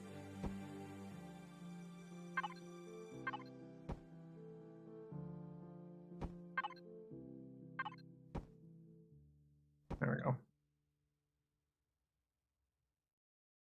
A shield helicarrier. That's been done. Someone actually made that on the workshop. Someone actually made one. Kind of compare. It's very impressive. They went all out on the detail. It's huge. It's like it's a class 25 ship, but that was still a work in progress. It's not textured. Well, it's kind of textured. Sort of textured. Kind of, sort of.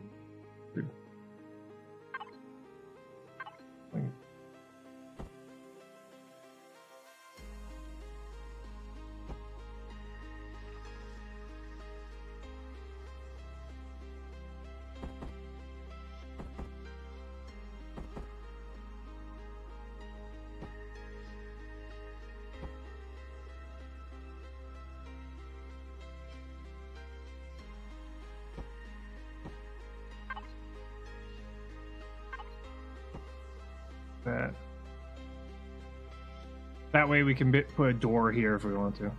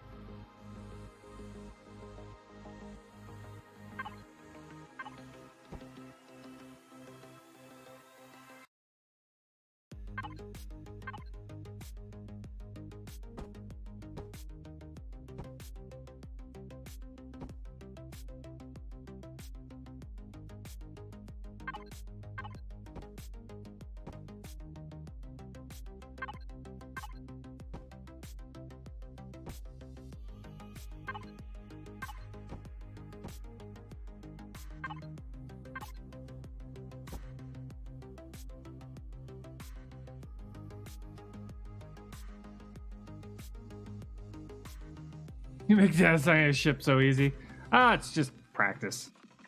All it really requires is just a ton of practice. And also trying to figure out your playstyle.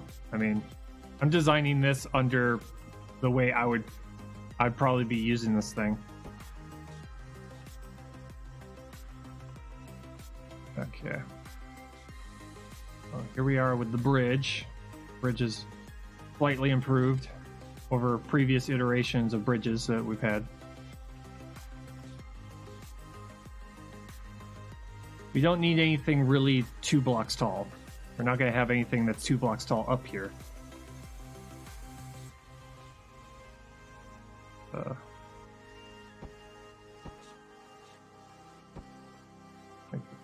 Wait. Undo. There. Something like this.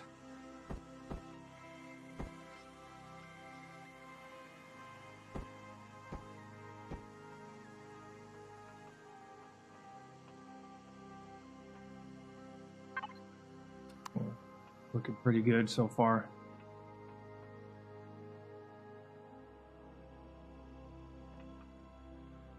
And let's do something like this, maybe. Yeah. That way, this angle looks like it's actually doing something.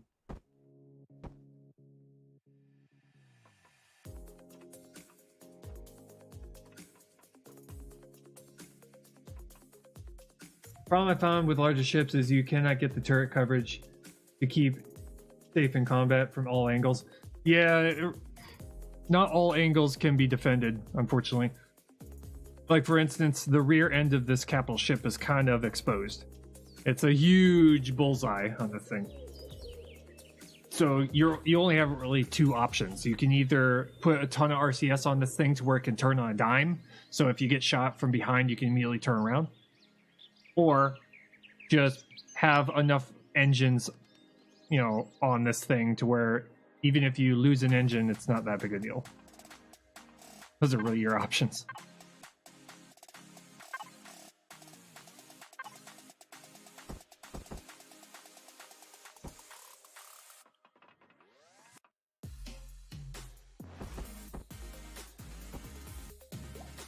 Reminds me of a phrase from Mass Effect from the Krogans.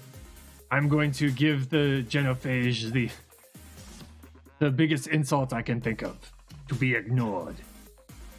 That's pretty much the design philosophy of my cruiser. Just make enough engines to where even if a couple are taken out, it's not a big deal. Just move on.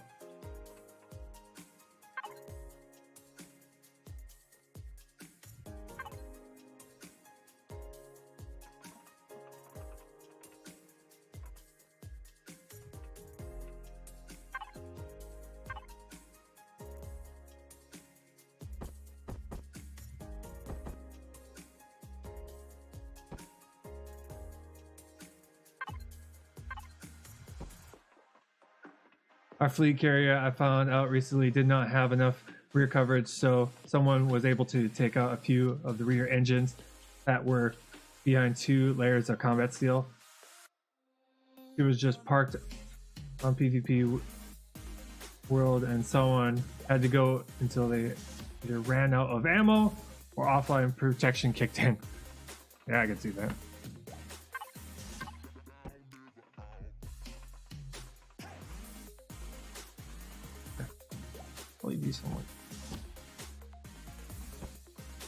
Yeah, when it comes to the designs of ships, you're kind of just, there's a balancing act, and no matter what you do, there's going to be a weakness, sadly. Just kind of how it is. It's very difficult to make a ship in this game that's invincible. There's always going to be weakness.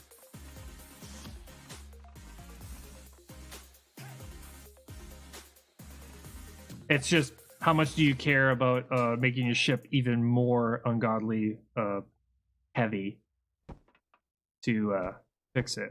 But it's a balancing act in between, you know, how much materials you're going to require to build the thing, how much you're willing to invest in making it.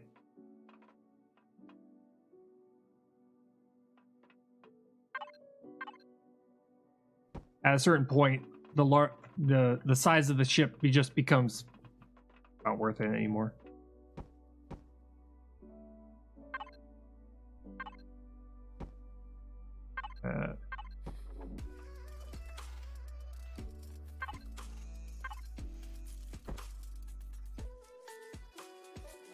As he says as he's building the giant ship.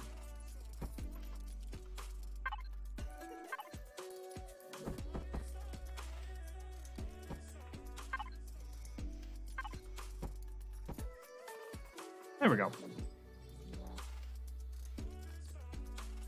Actually, it looks like it's being held up by something.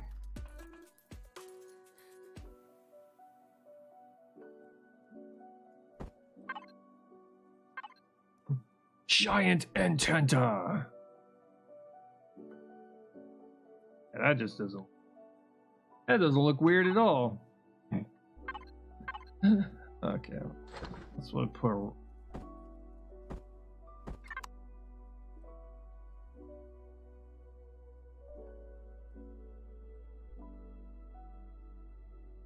Let's put it right. Currently, right now, the antenna don't exactly have a use, but I put them on here just because it looks like it's functional.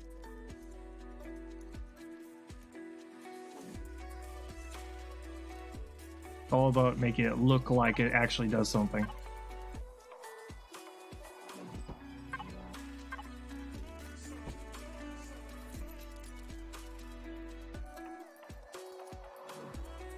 That looks like a bridge.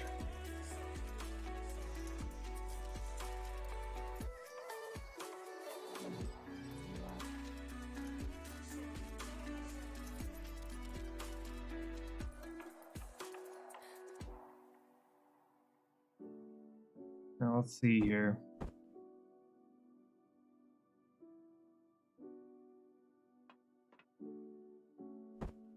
That's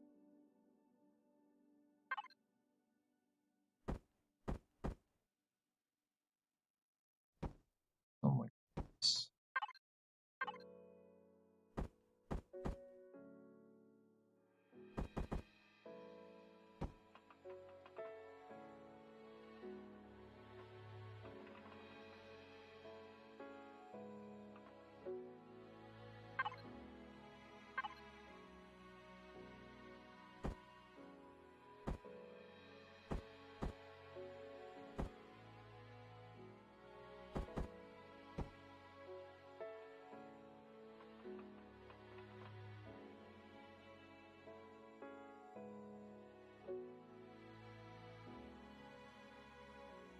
Kind of like shielding for the antenna a little bit.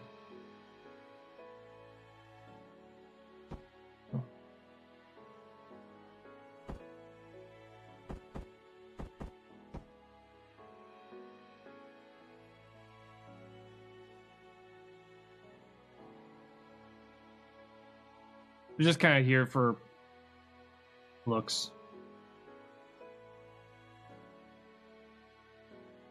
Have no real purpose.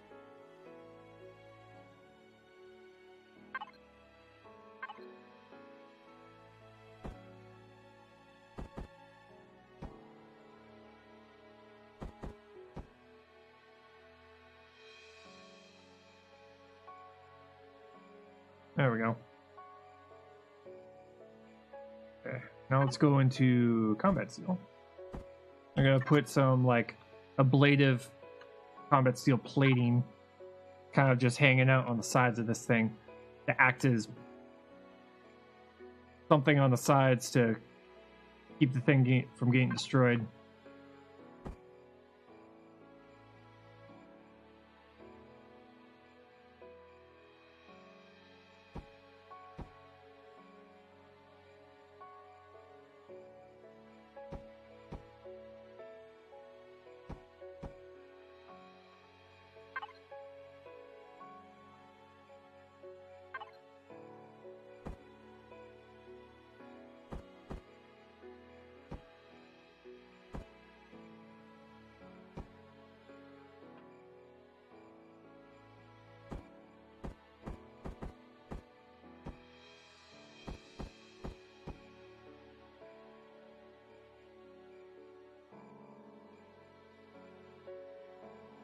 here.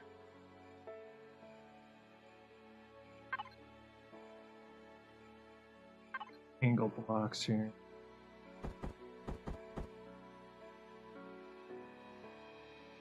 I actually put this out for the angled ones.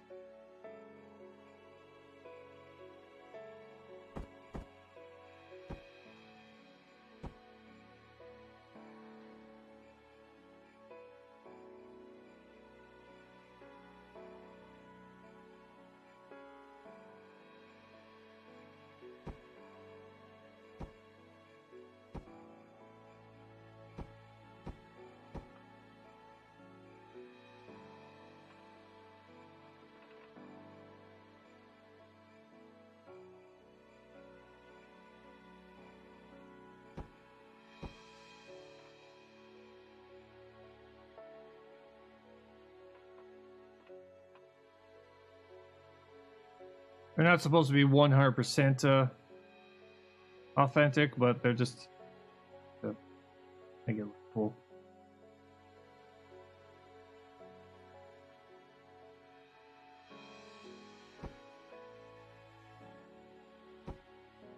If there was like a way for me to kind of put like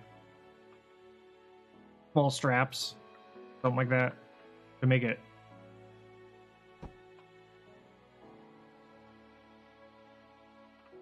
it look like they're being held in place.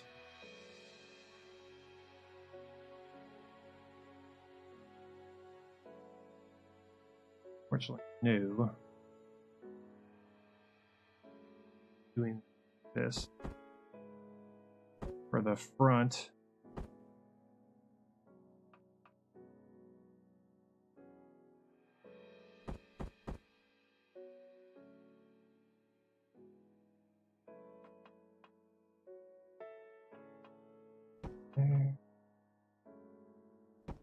It acts like layers of protection front, because this thing is going to get shot at from the front. That's just a guarantee. That's guaranteed going to happen.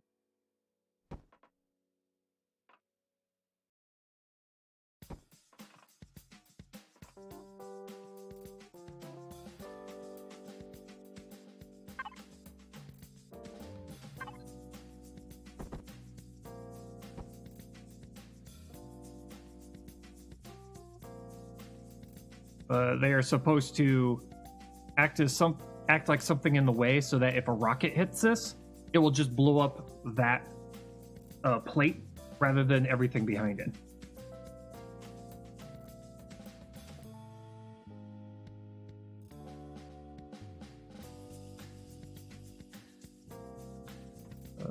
Oh my God.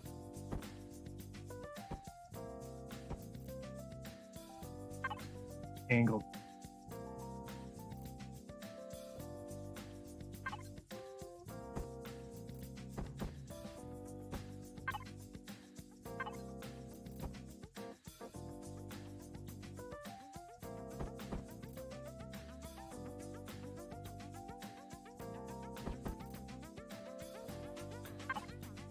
There it is. There.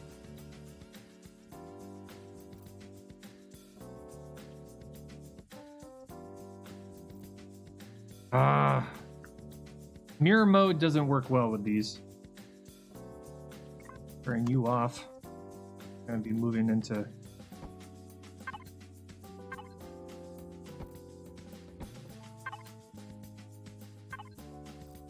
not that.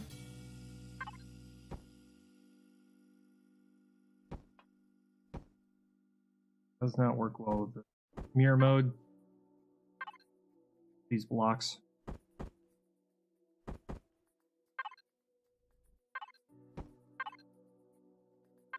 There.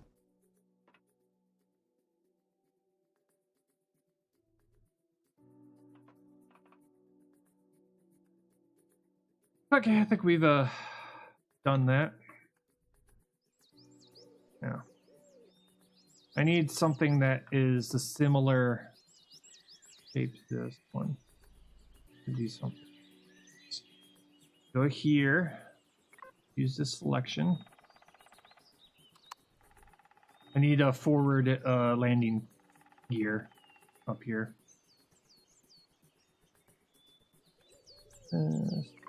Yes. Select all of it.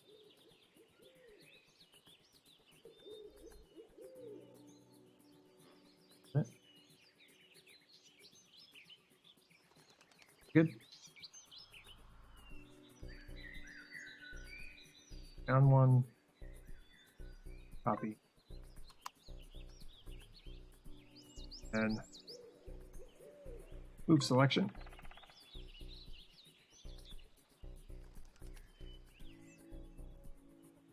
Around where the nose is.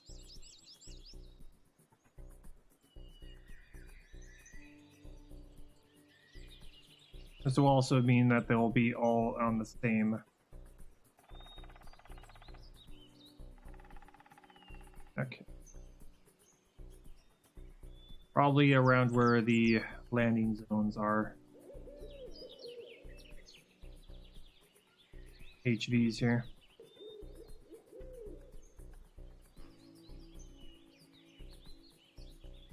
And we have to blend those two.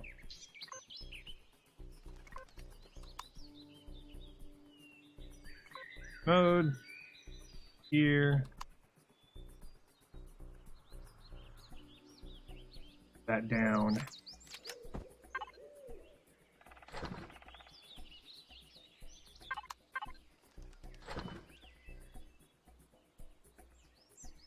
Nope.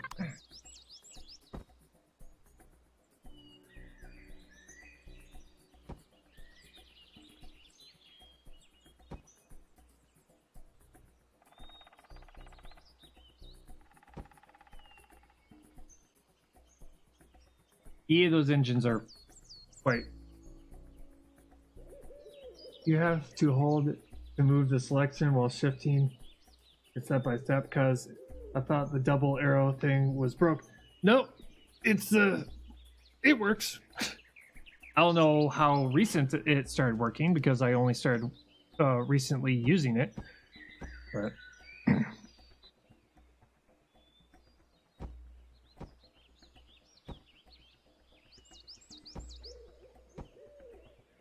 Something like that.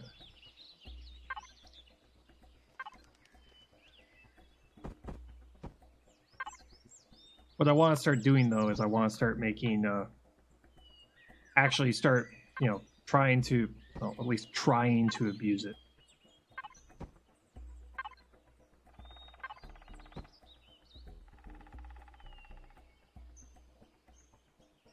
I don't know how I'm gonna, but try at least.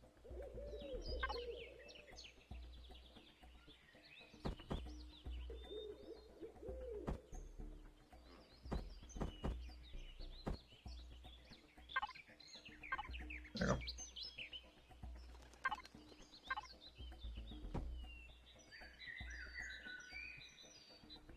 There we go. Through it from there.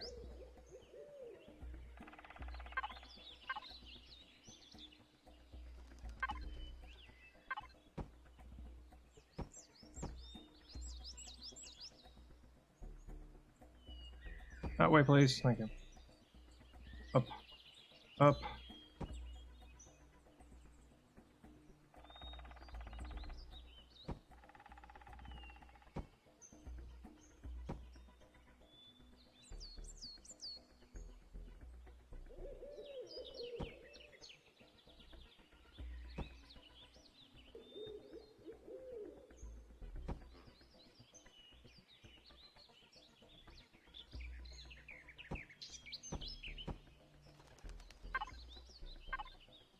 This way.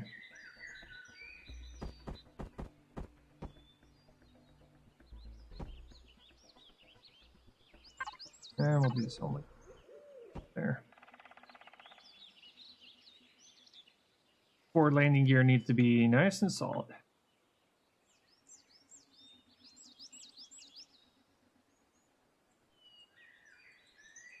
Just down here.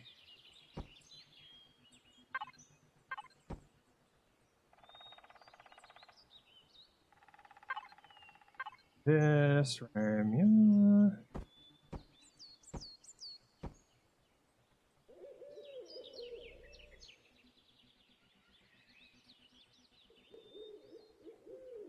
Okay. Landing gear. Right here.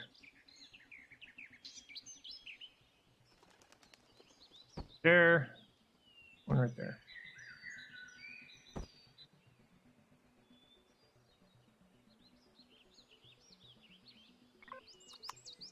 Okay.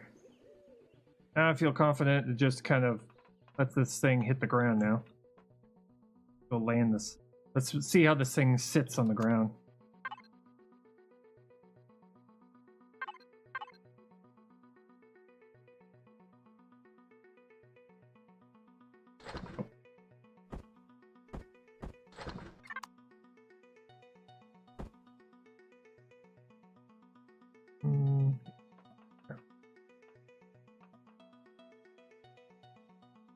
Free to fall. There we go.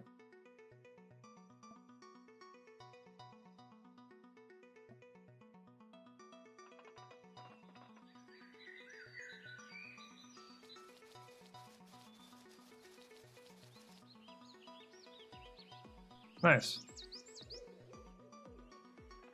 That's very high off the ground. Oh man.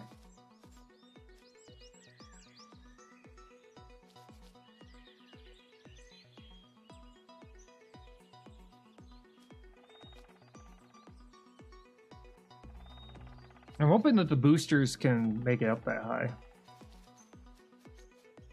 Check.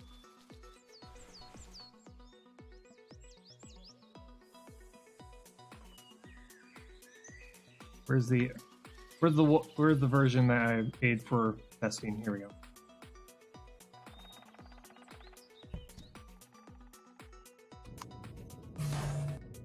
Bonk.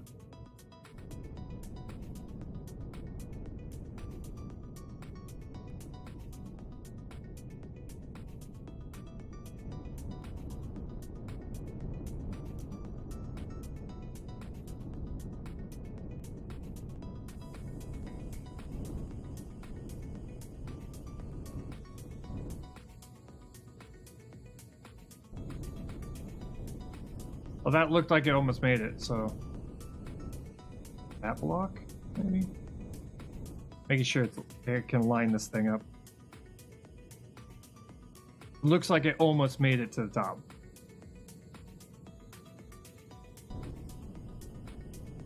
Nearly. Nearly made it. Okay. Ooh. If we bring it down by one block, we might be able to... Just enough. Yeah. It needs to stay up there long enough. At least we know what maximum height is for the jump boost. Move that all just down one block. Hopefully that'll work.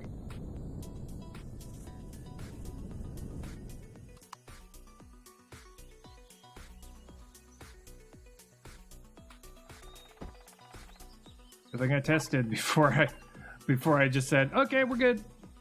Moved on.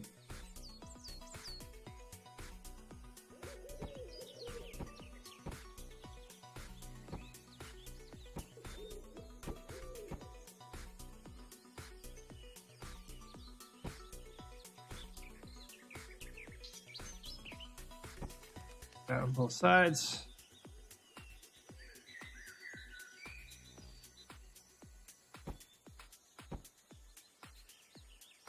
And here.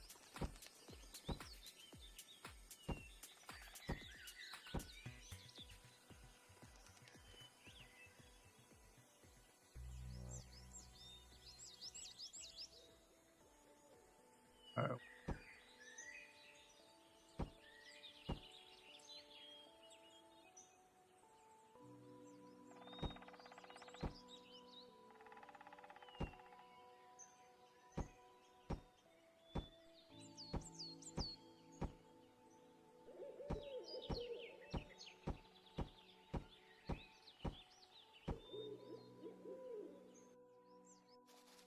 We'll have to do the same on the other side, but this is to this.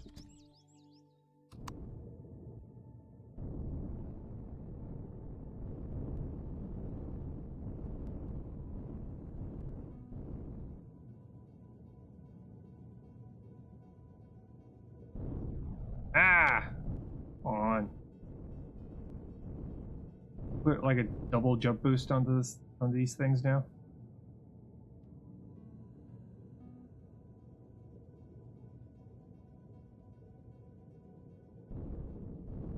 Huh.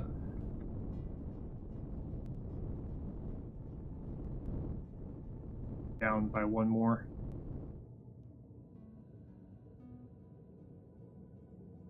Because this is with near 1G. On planets that we have more than just one.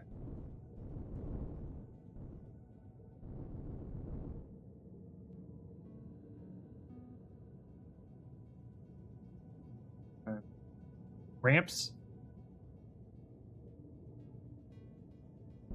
This needs to be able to, I need to be able to do this without building like a ramp docking area.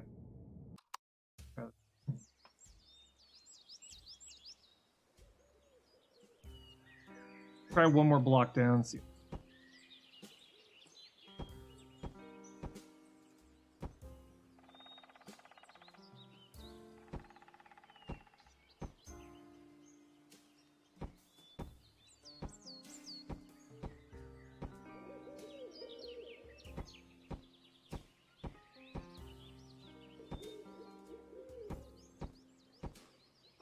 Deployable ramp, I mean. Oh, you mean the ones on the sides? Yeah, no. No, they just get in the way.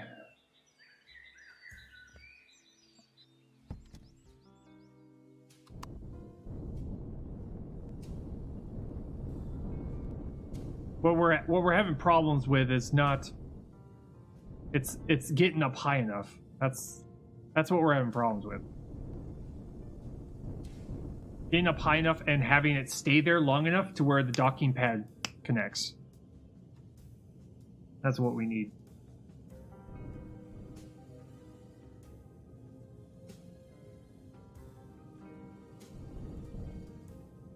It just... Usually it's supposed to go up and then stay there for a second because the jump pad's still working.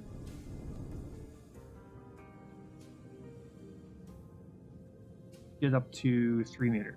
See if that works. There we go.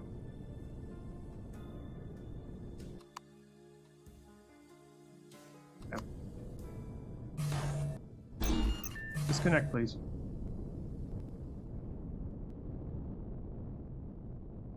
Flat surface underneath so it creates a hole. Yeah.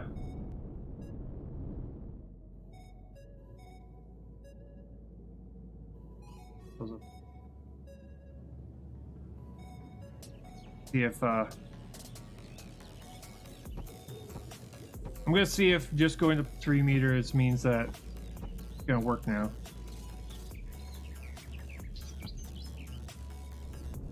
At 3 meters. Just throwing ideas? No problem. Yeah, okay. Gonna have to be that low. Okay. I'll have to be this low.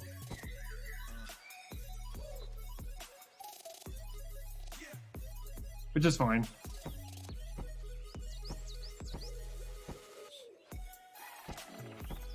This has to work no matter what, because there will be situations where I absolutely need to dock at that very moment, and if we're having trouble trying to dock, then we'll get ourselves killed.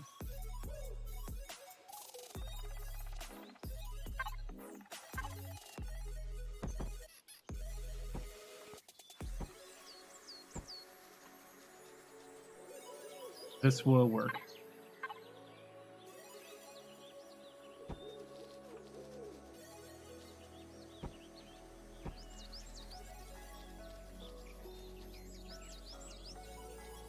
You need to go.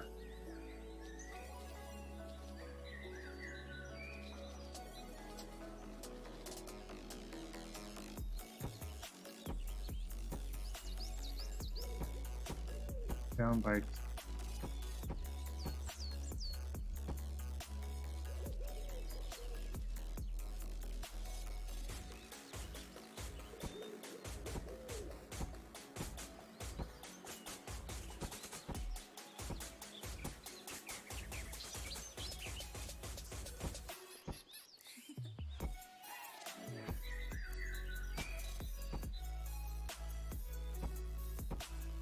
Well, unforeseen issue, but nothing that can't be dealt with.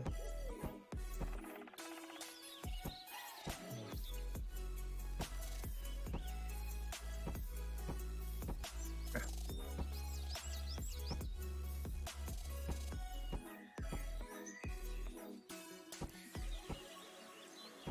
Why we're designing this. Eventually, we'll get to a point where this kind of docking method. Pretty soon, we'll get to a point where this docking method will be like smooth as butter.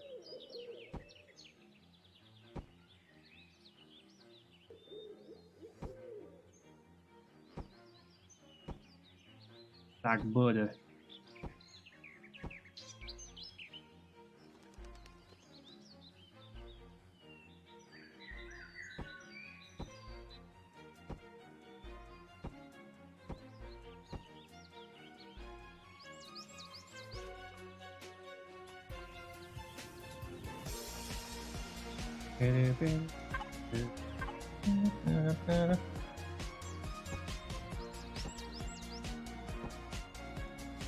There we go.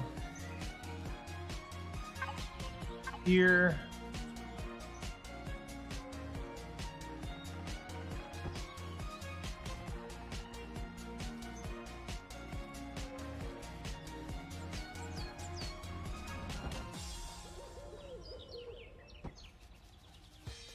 There we go. There's our 4 docking areas for mining craft and hovercrafts and stuff like that. Small hovercrafts.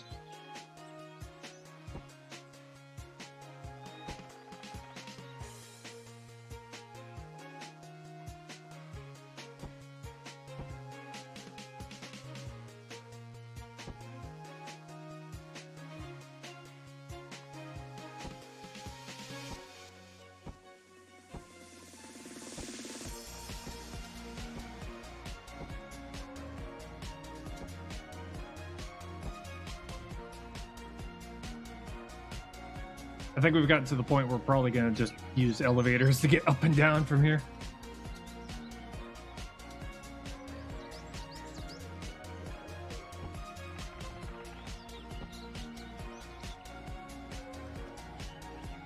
Game needs a reverse docking mechanism as in a deployable bar that moves down to pick up vehicles. Yes, that would be awesome.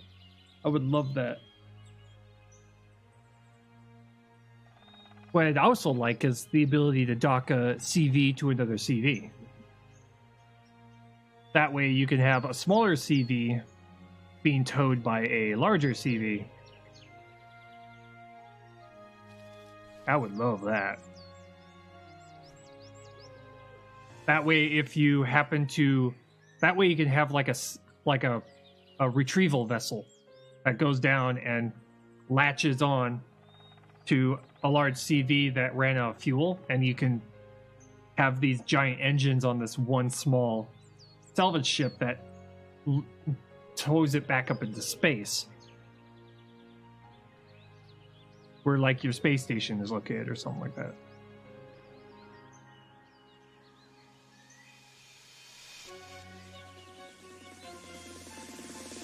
People have been asking for ages for that. Yeah, I can imagine. It'd be a very useful thing to have.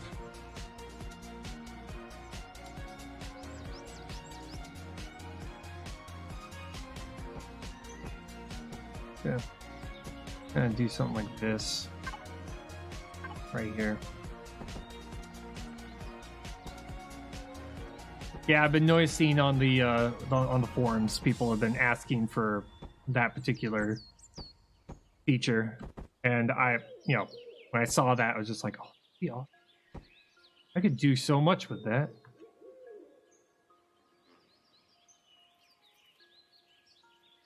This thing might barely fit on the stocking area. Okay. Start adding stuff up here and over here. First and foremost, we need laser turrets and we need plasma turrets. Get the guns figured out first. Turrets.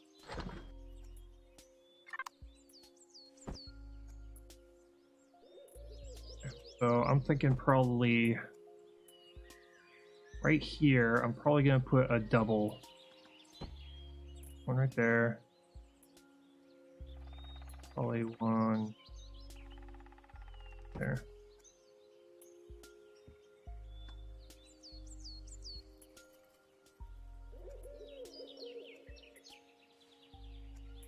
Right. Block separation.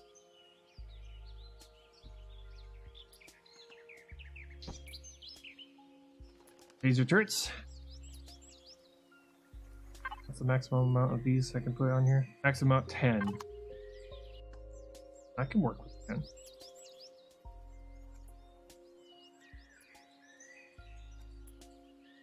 Yeah. Think about the rear end here. Max plasma turrets. So we got 4 in the front. 10? Don't think so. It doesn't say anywhere on here for the for plasma turrets. Explosion.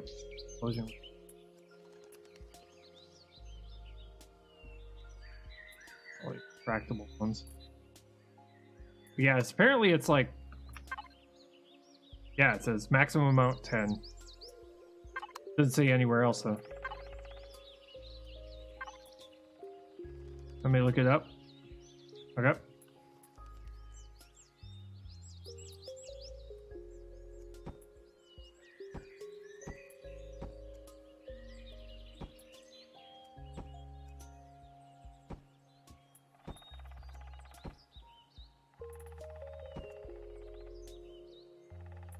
One there. One here. Wait.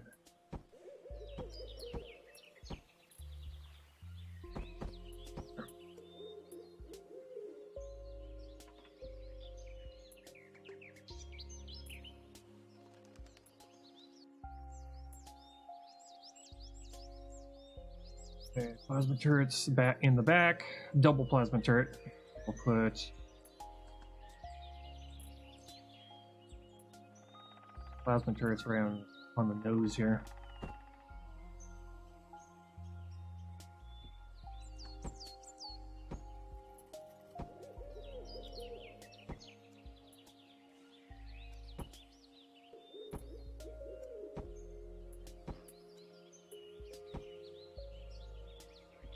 Right there. Whisper the link? Okay.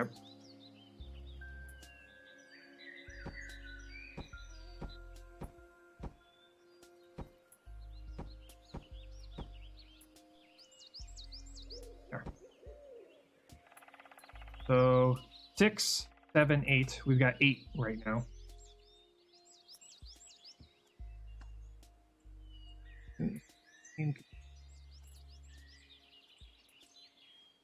Let's see. Turret and weapon limits. I see the yes, go into creative mode, spawn, remove the guns, and save blueprint. Current turret limit is 4 rocket launchers, 6 pulse lasers, UVBA turrets, 6 miniguns, 4 rockets, 2 artillery, 4 plasma, 6 pulse laser, 6 cannon, 6 flak. Okay.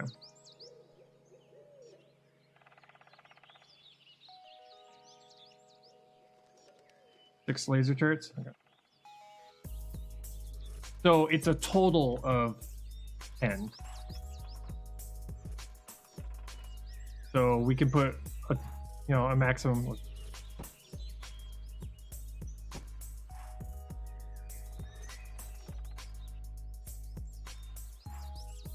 Okay. Back here. It should be allowed.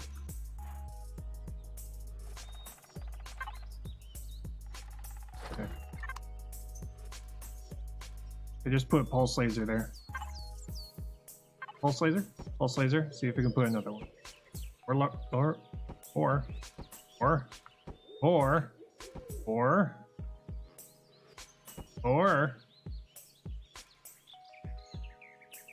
apparently creative doesn't have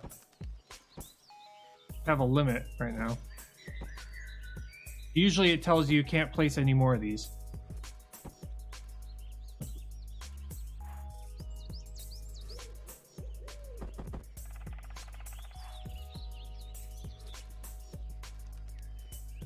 How odd.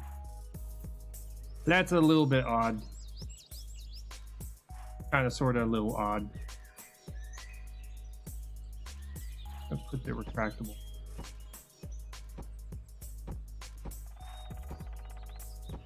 This will help guard the rear end of the ship.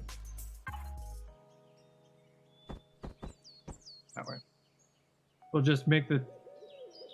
Oh, it'll just make it red? Okay.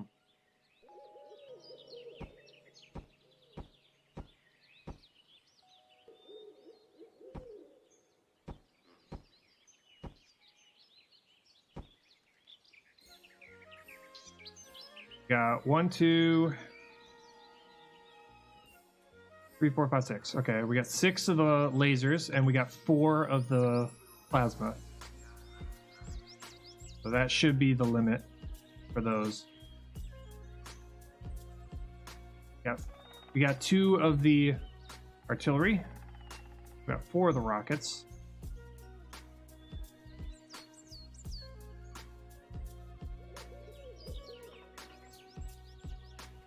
And for the regular cruiser, because we're going to have 2 blueprints on the workshop, we'll have one that has all the guns on it, and then we'll have another where it's just basically the bare minimum, like miniguns and cannons.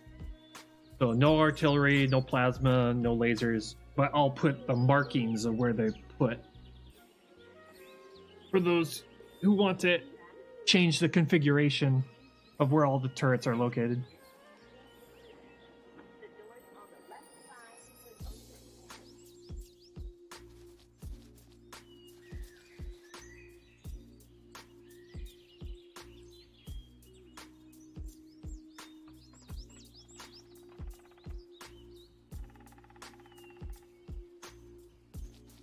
Yeah.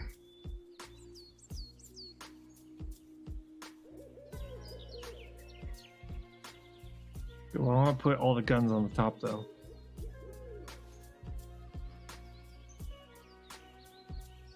Probably could put a couple of pulse lasers on the bottom of the ship.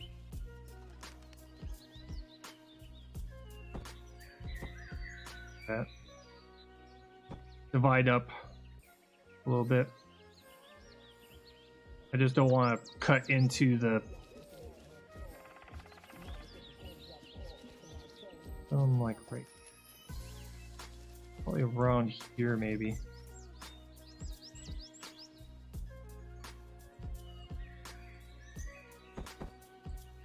I'll put them right down here.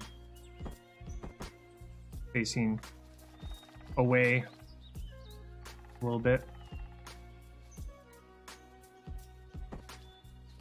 We'll do something like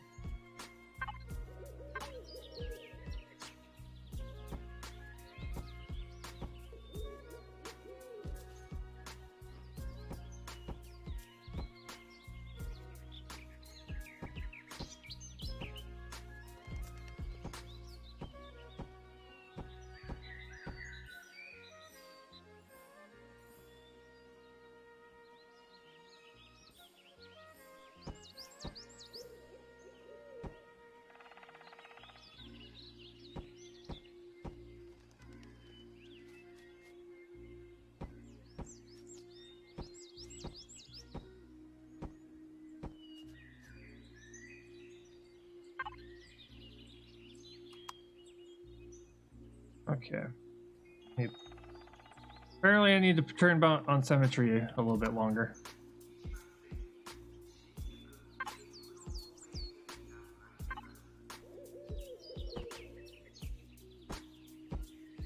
Will allow us to exactly where we're at. Put the retractable one on here. That'll work.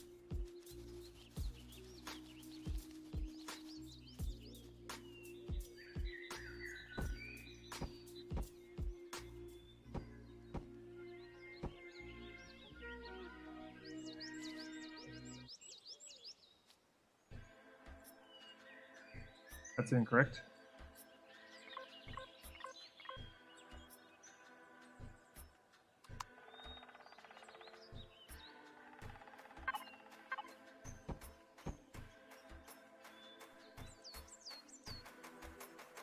Oh, that's why.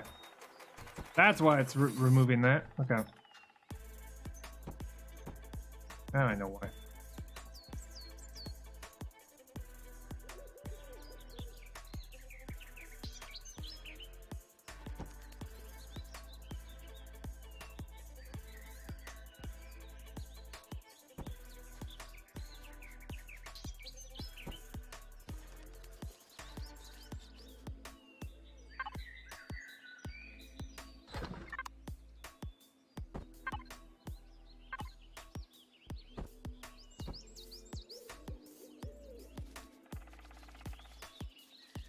Go. Couple of laser turrets on the bottom.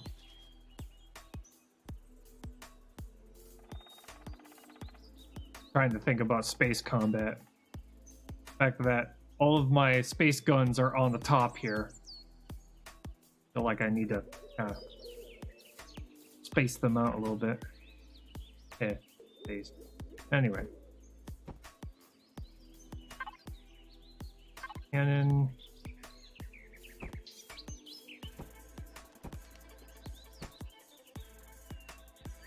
Put one on that.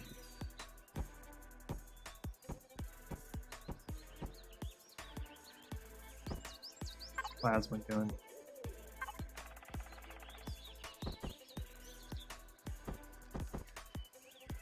That. Here we didn't hit anything. Good.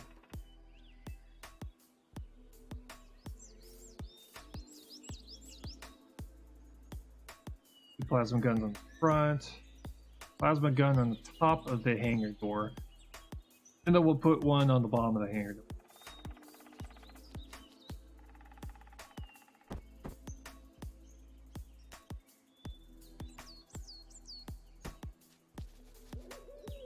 Trying not to cut into the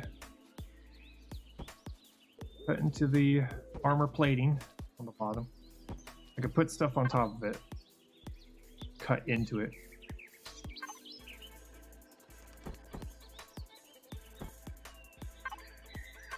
That's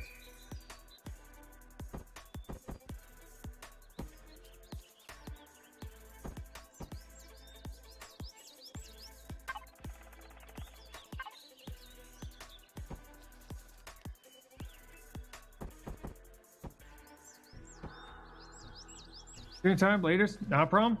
Thanks for coming and hanging out.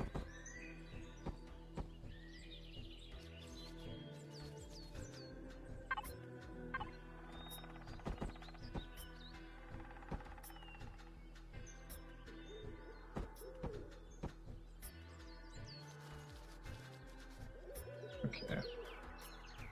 Up here looks pretty good. Down below, pretty good. I have a total of 10 sentry turrets.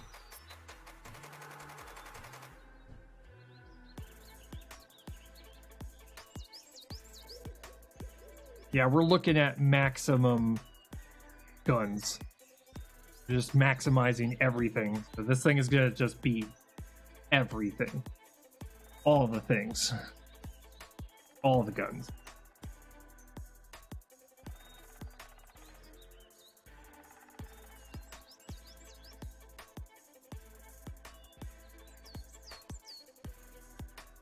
What's here?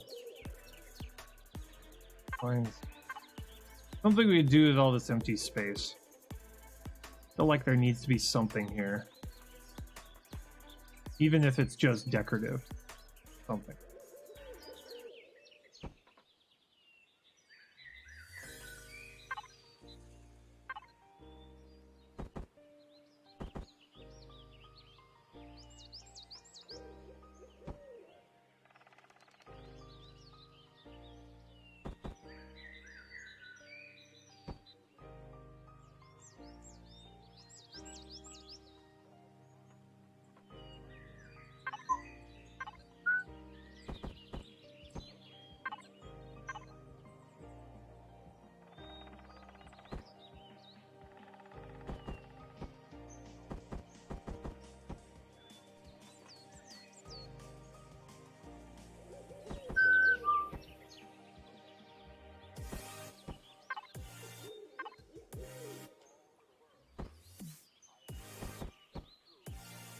There we go.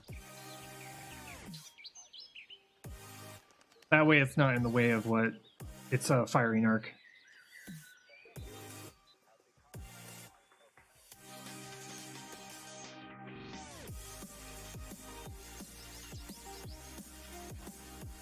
Coming together. It's looking pretty good so far.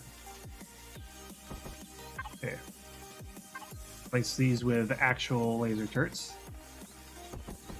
Well, the stowaway ones. I've put those on top so I can again fill in area here.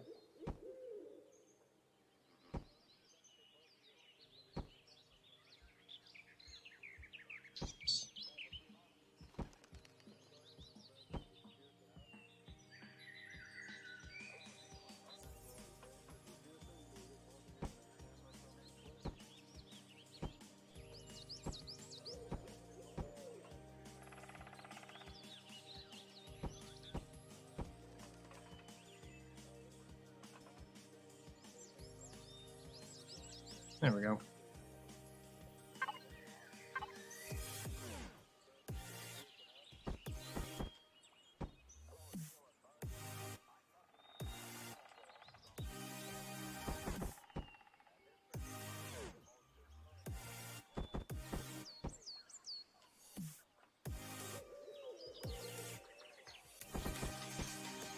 There we go.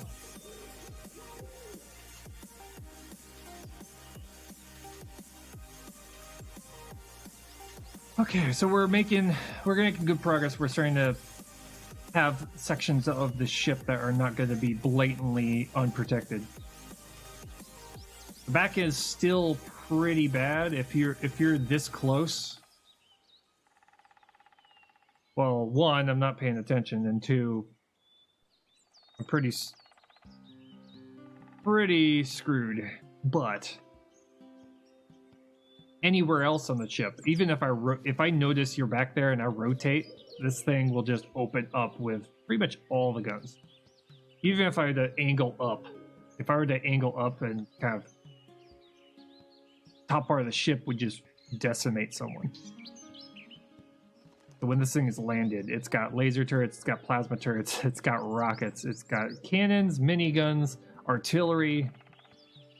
And if you're unfortunate enough to be in the front of this ship, you got pulse lasers and rocket launchers, plus all the cannons and miniguns firing.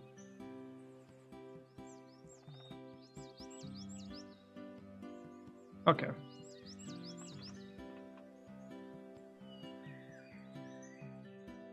Well, for the time being, I can't think of anything else to add to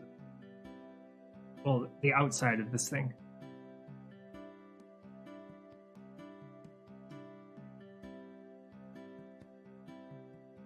Trying to figure out the inside of the ship. This is the important part. We need to figure out where the hell, how the flow of the ship is going to work. I want it to be to where no matter where you board the ship, you can easily get to the bridge. I want to easily get to the bridge no matter where on the ship.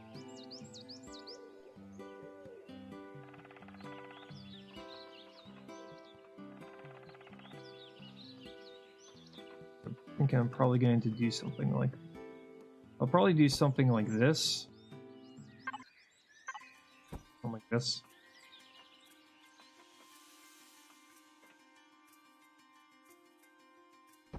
That.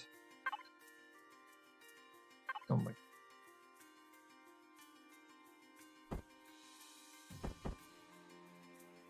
I'm gonna put a door here, just in case we're EVAing. We can still get to the bridge from here. So we'll put a door right here, so that if we're out doing an EVA, we can just sit there and go boop, right into the bridge.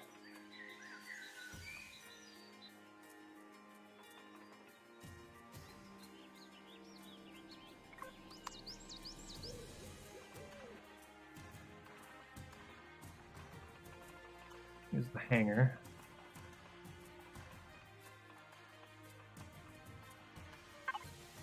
Now, the idea is that I'm going to put 2 corridors down the length of the ship that will act as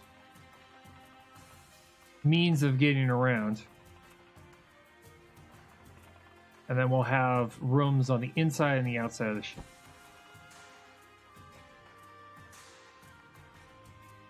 Thinking about probably making it a 2-block tall corridor.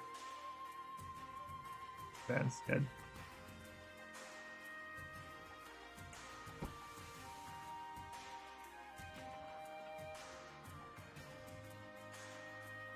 That way we can have like markings. We can find where the rooms are.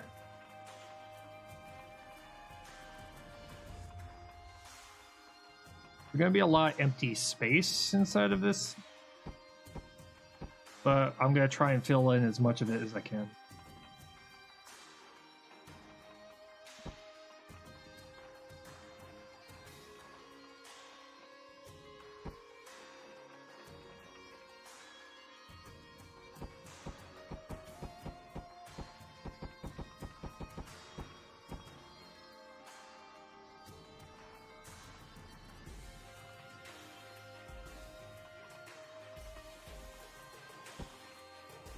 I'm also adding a little bit of a turn to the corridor to where one, they can combine into one and then go forward to the front of the ship.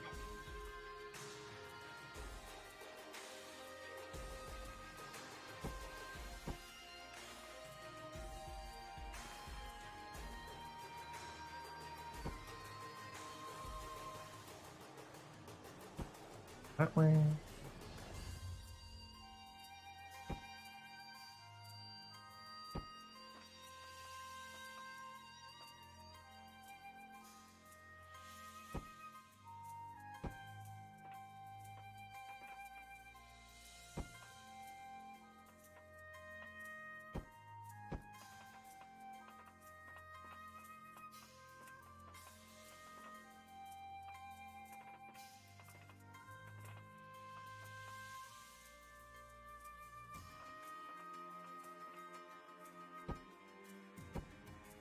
Once we figure out where all the rooms are going to be located, then we'll start going through the guts of the ship and start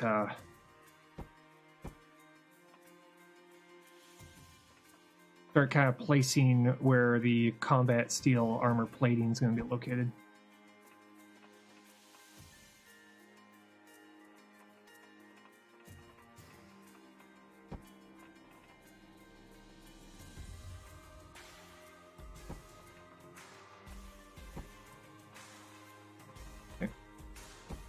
That way.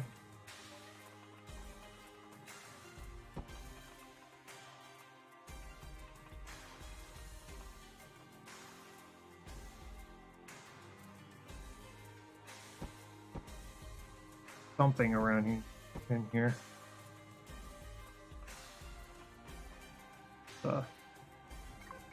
Both. All that, please. Thank you.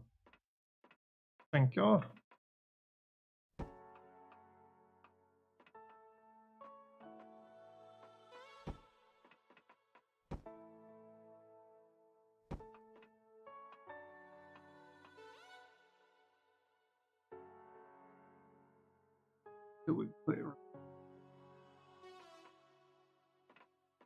Yeah, I have something for the windows, the window rooms.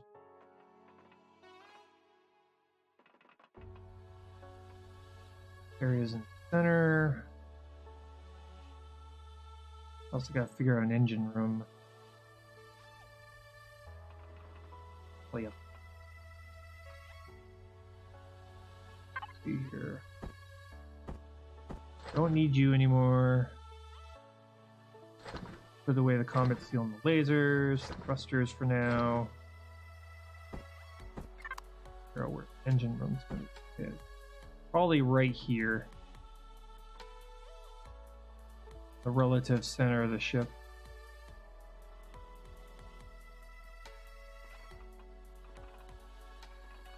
Right above the hangar.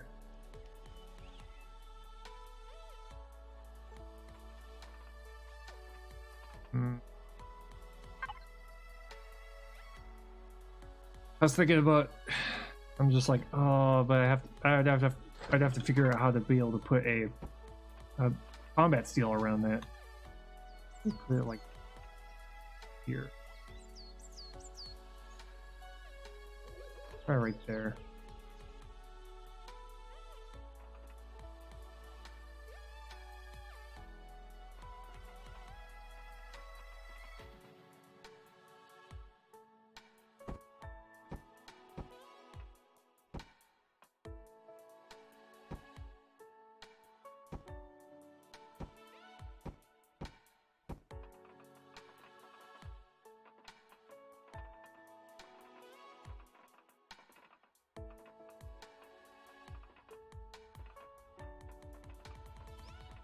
How would we get up? How, pray tell, are we going to get up to the engine room? There's very few instances in which I need to go to the engine room. That's the thing. I don't think I've ever had to go to an engine room in any of my ships.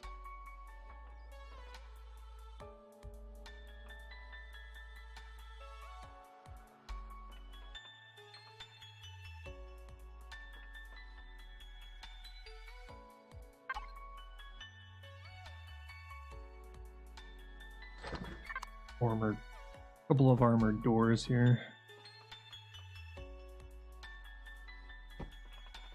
Here, two there.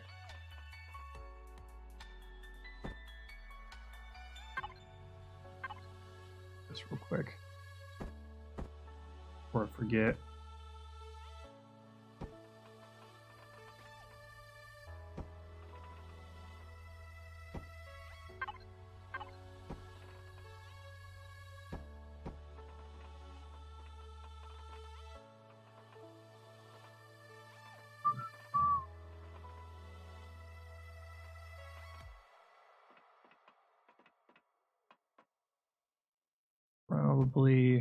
Probably what we could do is we probably do something like this. Get to it by elevator.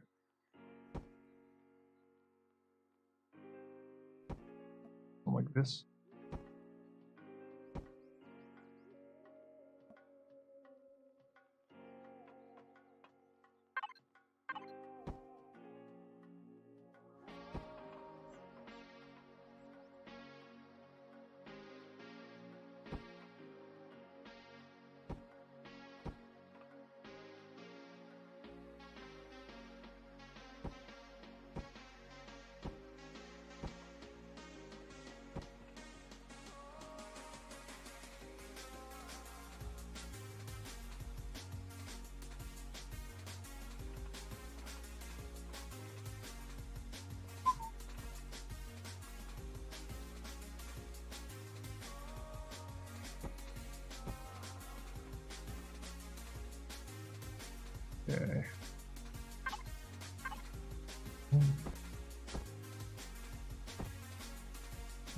No. There's something like that. Yeah, that looks a little bit better.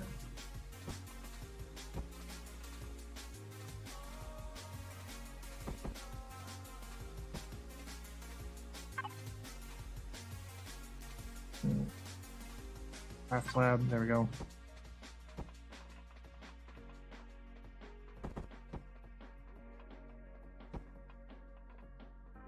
Open doors.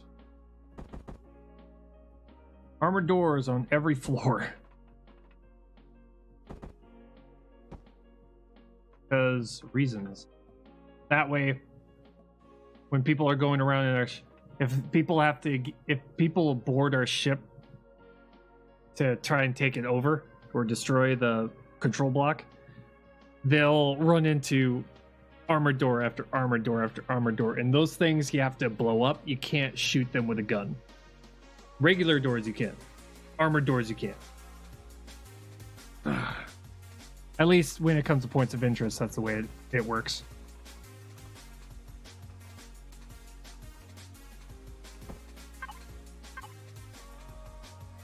Yeah. Probably gonna have a ton of fuel tanks like surrounded in here. Probably what we're gonna do. Then we'll have like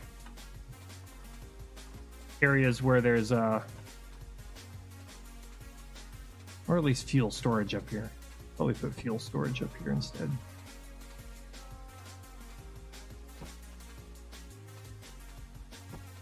Or generators.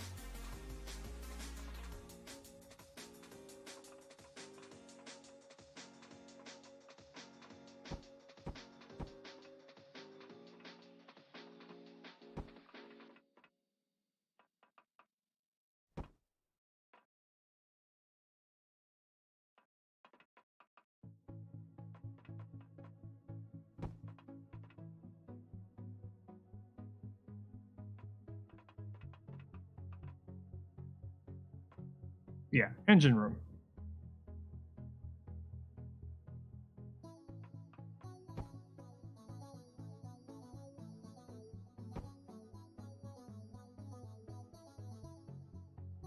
No.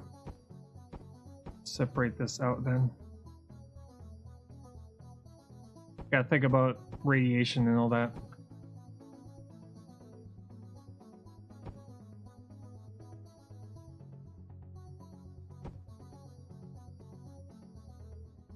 Keep a block's distance from it.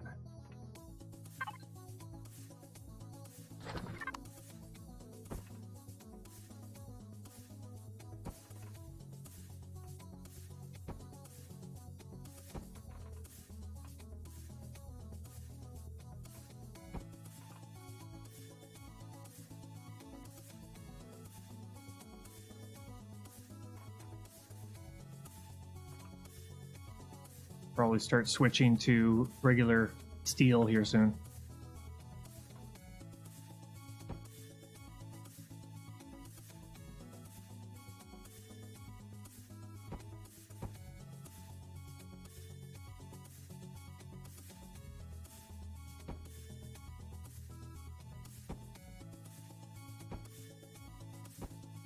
The engine room, I should probably stick to hardened steel for the engine room.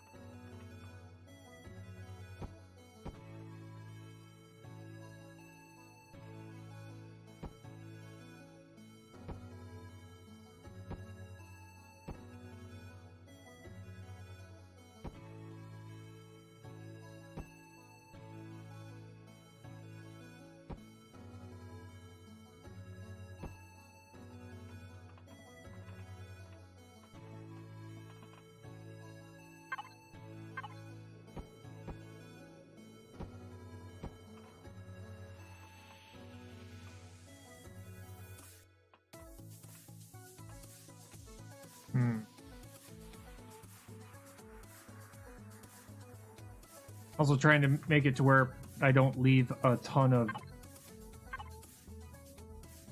I want to put the objects in here too close together.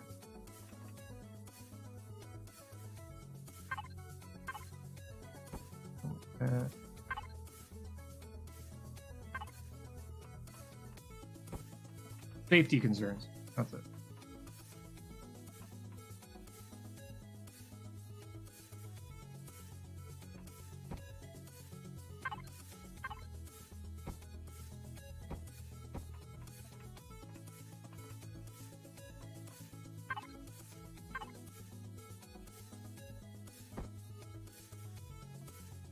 We'll make that.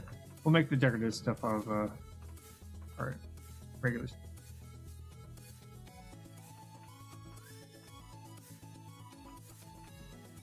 I kind of feel like I want to surround it in glass.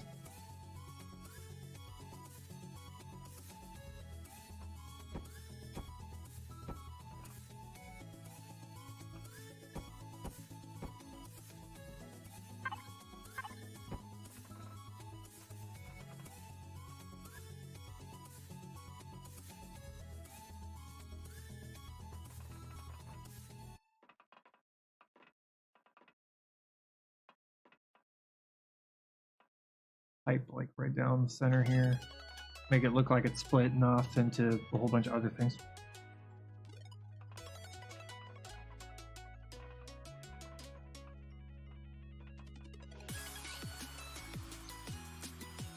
The stalls on that.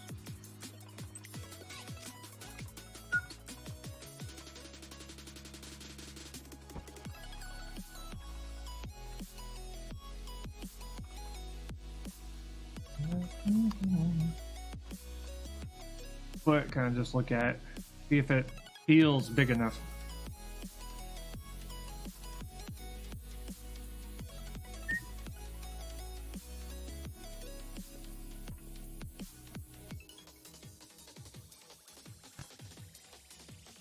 I'm not using stairs because the stairs are broken right now. They don't work.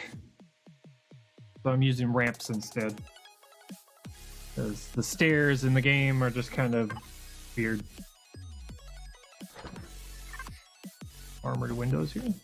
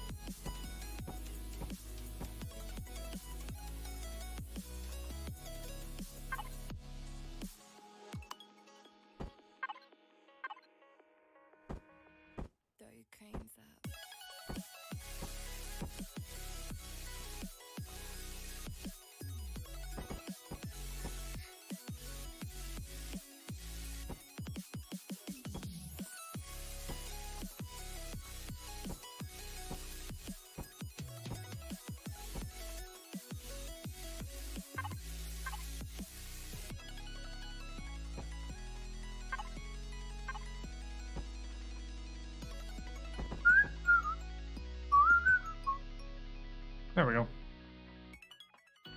That looks like an engine. Warp engine, kinda, sorta.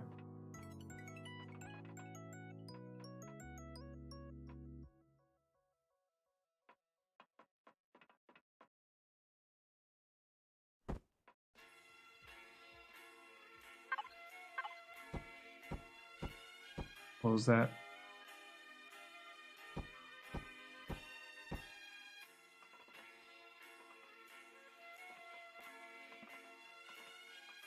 Okay, let's see here.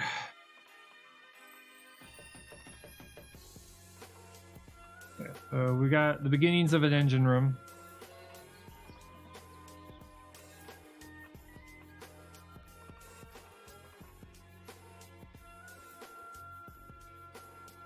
some sort of a living space.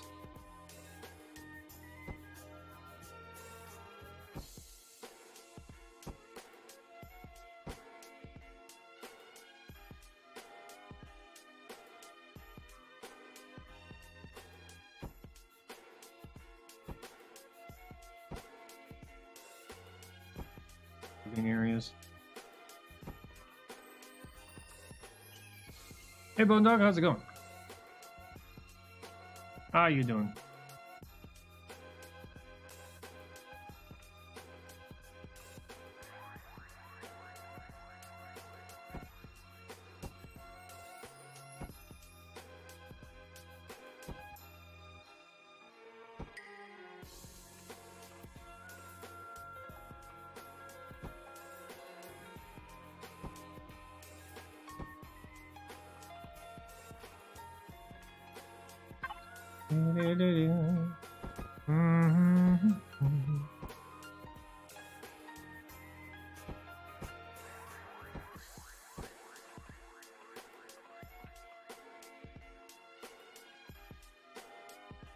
Currently, right now, we're finishing up a cruiser, an assault cruiser, which will eventually trim down to be a regular cruiser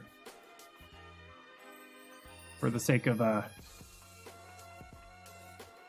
resources. This is kind of an end game ship, a little bit.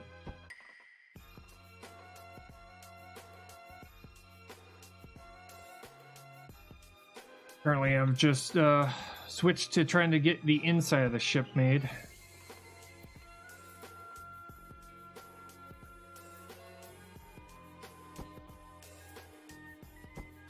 Need to divide this up a little bit more. Trying to fill space now. That's enough fluff? Yeah, it's... You kind of have to, you know. You want it to look like it does something.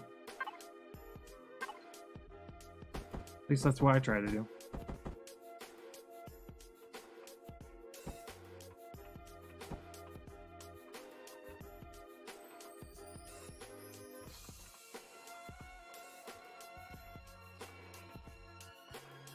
Like a large space.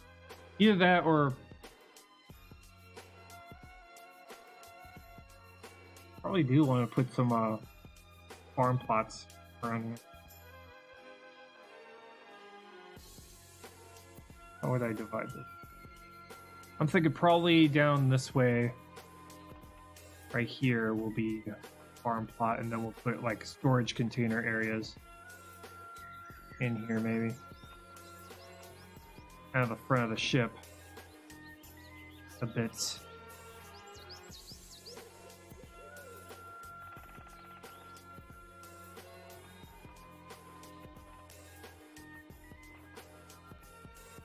I just don't want it to take too long to get around the ship.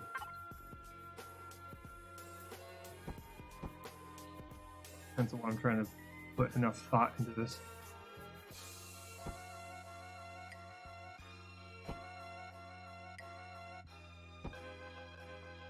But so far, this particular ship has taken us about 2 weeks to get this far. Got ways, though.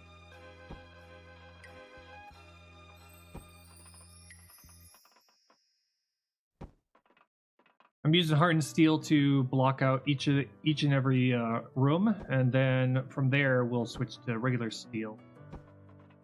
Probably some plastic to kind of do all the decorative stuff.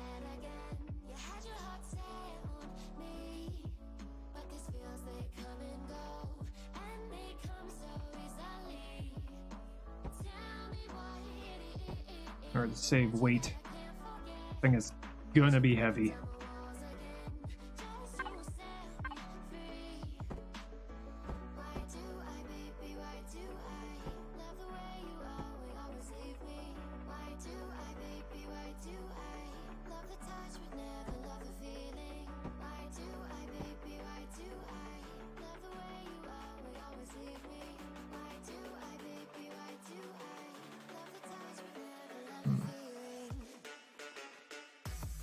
Probably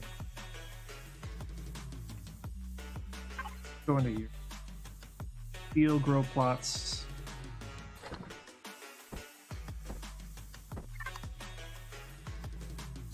So the front ship looks like the same concept as PV1 Duelist, but much bigger.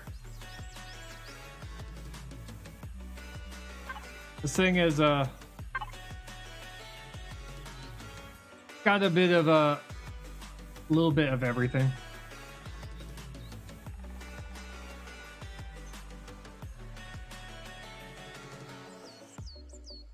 Yeah, it's been compared to the Tier 5 a little bit.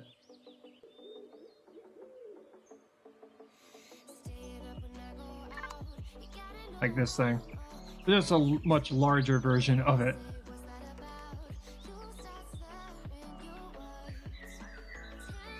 Much considering it's an SP. Yeah.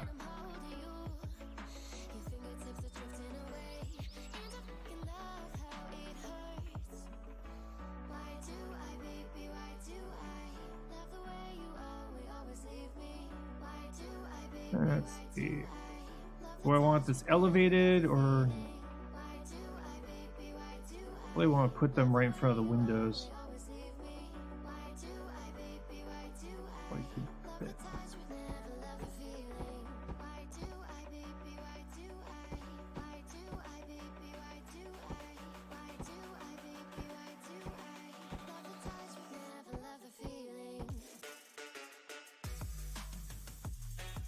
Size 13? Currently right now it's a class 5. The class 5 capital ship right now.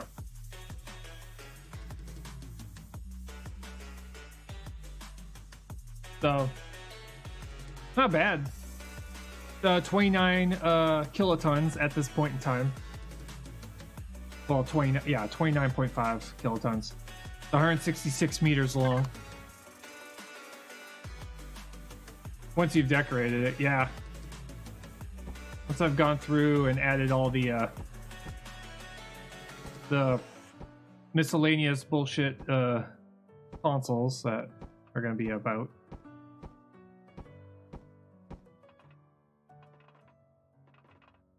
Probably put these all by the windows. Yeah, we'll go with 4. That's enough to be able to grow spice, plant protein, and grain and vegetables. Yeah. So all the all the comforts of home, slightly on the move. We don't want too many of these things. Put them all by the windows. Then we'll put probably some scaffolding down, above it a little bit. Look like it's hanging from the ceiling. Or we put a little pillar right here and then go up and over.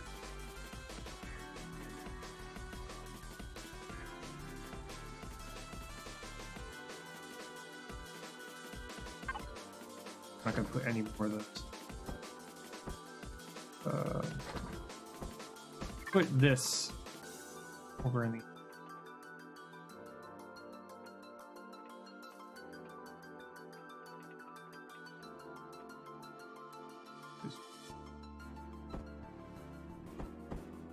there we go. Put that there for now. When I finished the frame and armor on it was a size 7. After it was then done, it exploded to a size 13. Tubing blocks escalated it big time. Yeah, I could. Yeah, I think the classes has something to do with either weight or number of blocks used. Come around.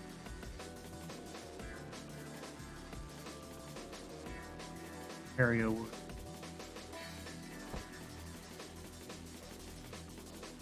Thinking probably elevators. Center here. To work our way up to here. I need to figure out what's in here. Probably storage. Probably the very first place we're going to want to go is storage area. Make a cargo room right here.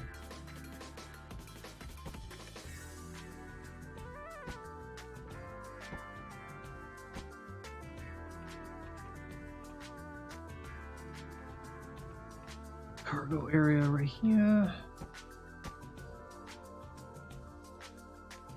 Stop it right here.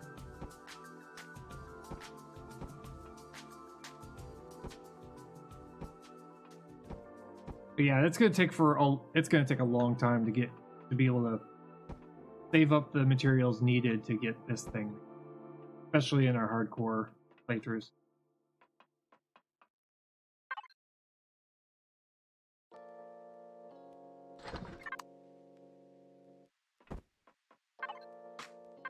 Now, I want this thing to actually look like a cargo room. So, all I'm gonna do here.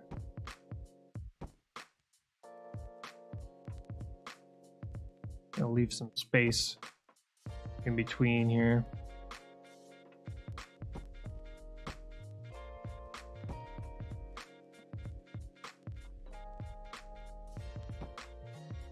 This, that. I don't want it to be completely symmetrical, because we want this to look like it's in use. I'm never gonna be able to fill all these containers. I never do.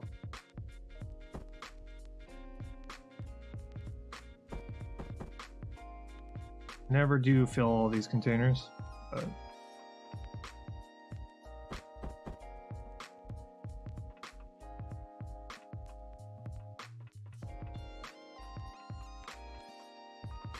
But it's tiny enough to where it's there. Go into decorative tech. Tech decoration. We have power storage all the way in the back. Some people are hoarders though. Yeah, that's true.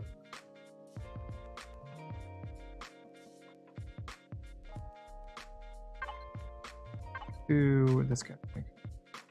Water tank there, water tank there. Our cryo chamber, we'll put there.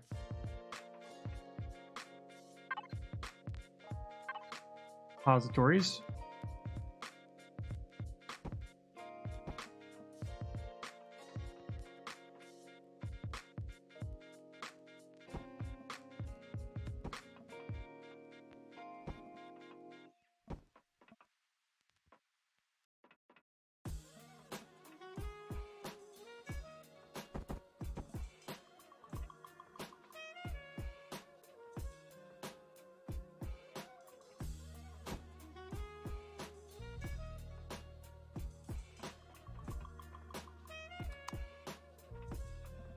Just skinny enough to where we can get through.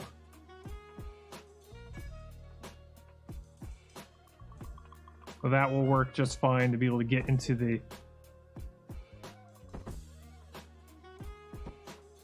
room right after landing in the cargo area.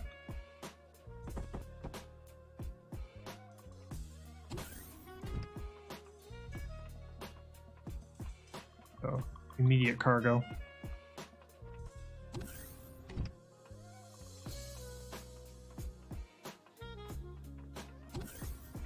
It would be like, oh, go drop off all our stuff if we wanted to go there on foot. Will we? Probably not.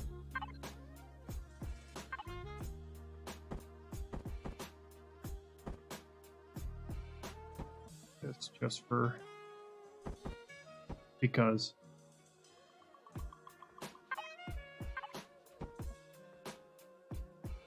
There we go.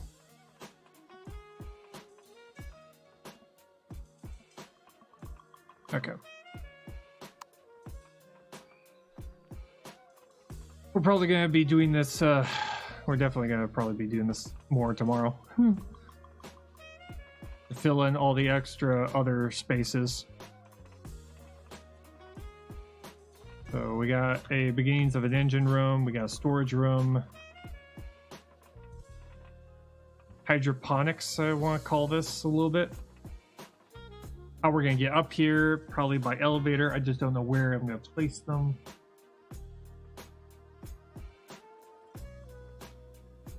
Probably put the elevators right here.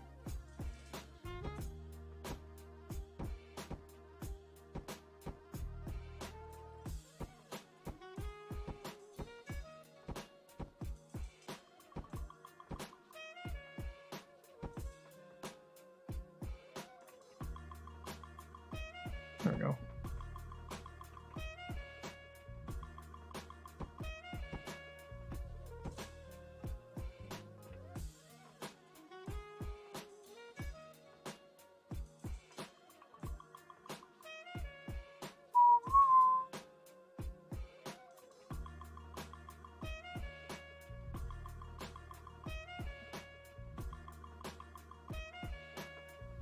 What are you for?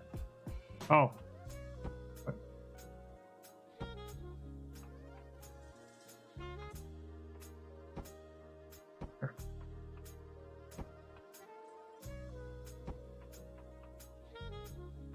Now we'll open up for the elevator up.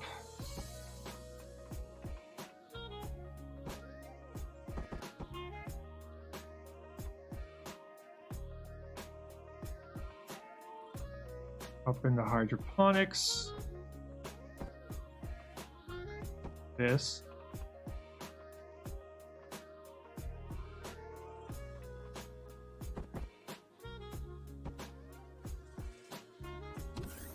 That's the elevator up into hydroponics. That here. Okay.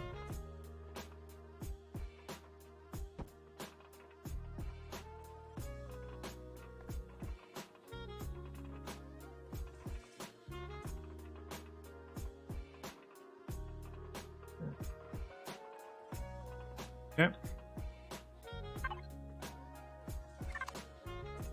We'll have to put fruit processors on either side and also storage for overflow of food while we're out and about.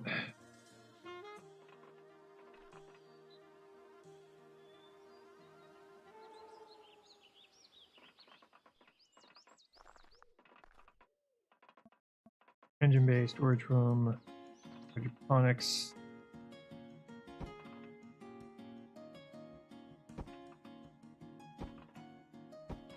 Solid.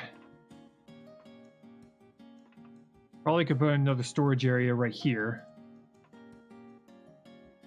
We have to figure out probably living quarters on the sides. I want to have a couple of hard steel windows to break up some of these areas.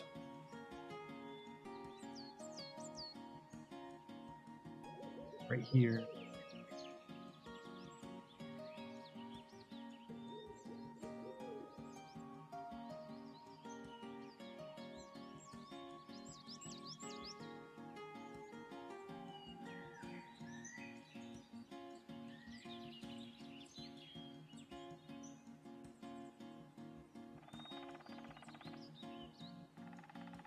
Trying to figure out how I'm going to, how on foot. So when this thing is landed on the surface of a plant, and I don't have a hovercraft, and I don't have an SV, how am I going to get on board? Question.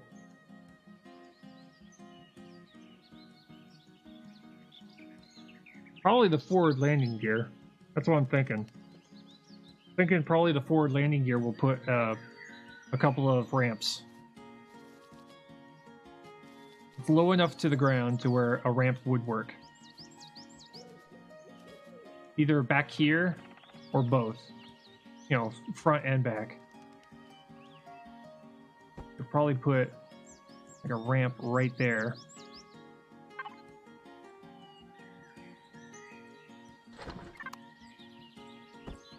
Having long enough. That might be enough.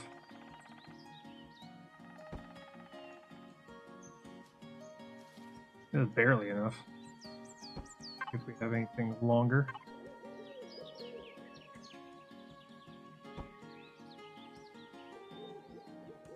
That is longer, but it's pretty damn wide. 2 by 5 by 3, 3 by 4 by 2. All we got right there. Skinniest one we got.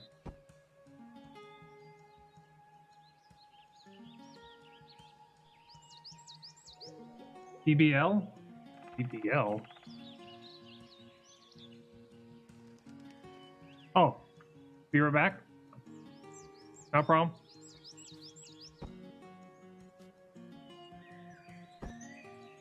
Oh my. If we go down by one more, we should.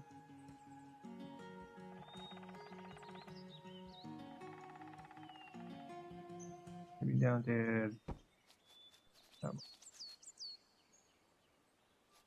Something like this.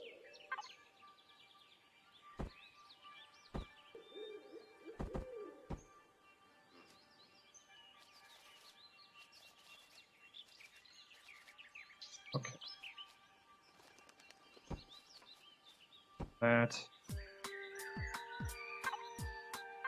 Something like this. Right around here, maybe.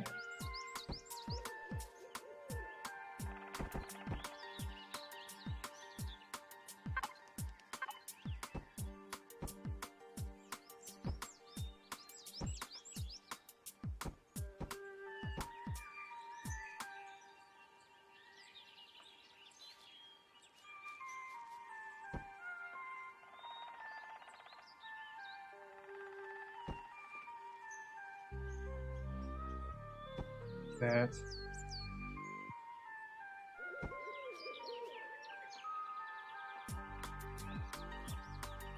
Do some. Probably do some like.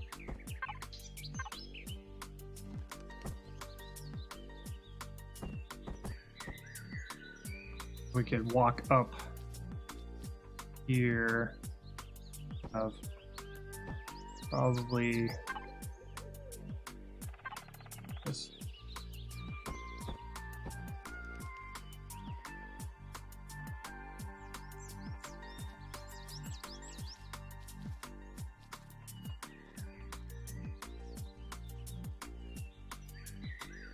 A door right here.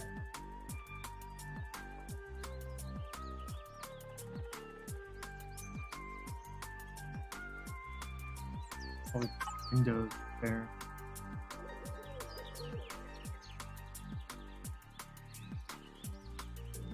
Armored window, please. Where are you? Windows.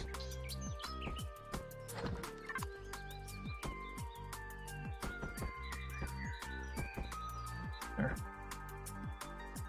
Where the elevator will be.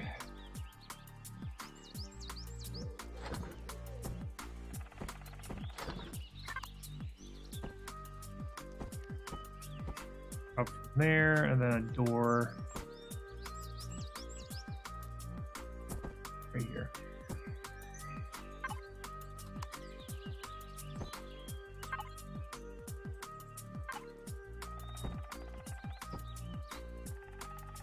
There we go. Now we can get on board from the ground.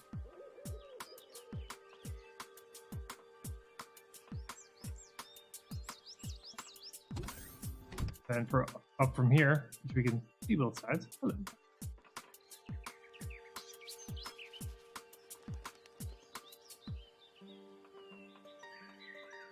Go up from. See where it fits us out.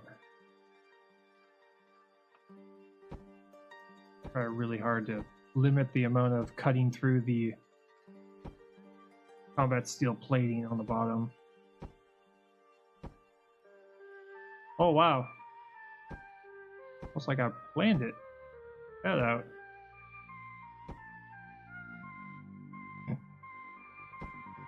Okay, that was a nice mistake.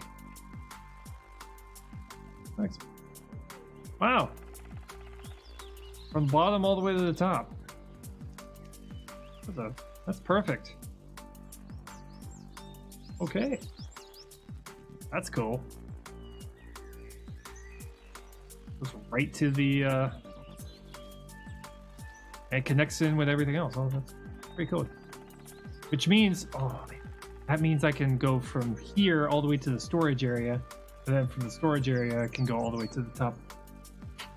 Nice.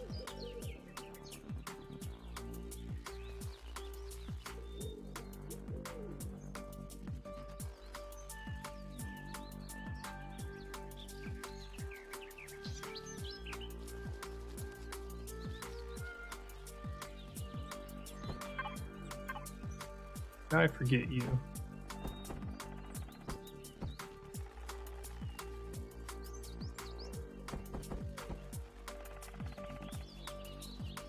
You too.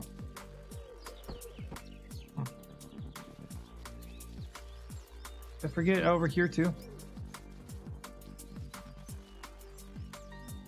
No, it doesn't look like it.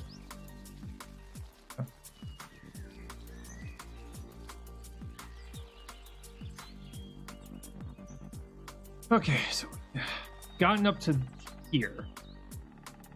So rooms all the way up to here. We got fill out rooms down here.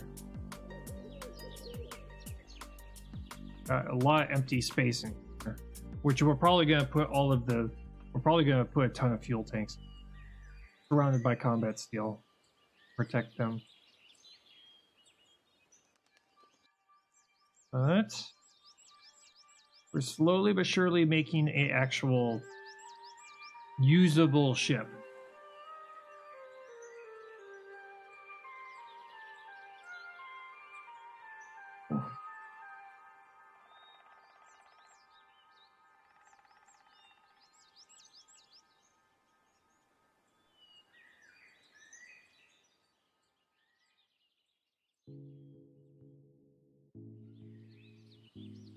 And what we'll do and most likely before we do a texturing, we'll do one last go through to make sure that the ship we don't have to add or subtract anything. We go through and make sure that everything is good to go, and then we'd hit the texture button and go for it. I'm liking the nacelles a lot better now. They don't look so... They look a little bit better.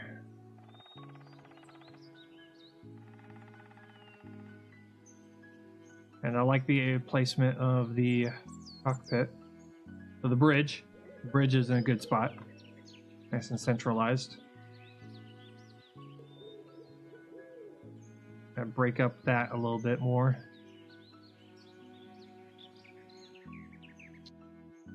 And once we get to the texturing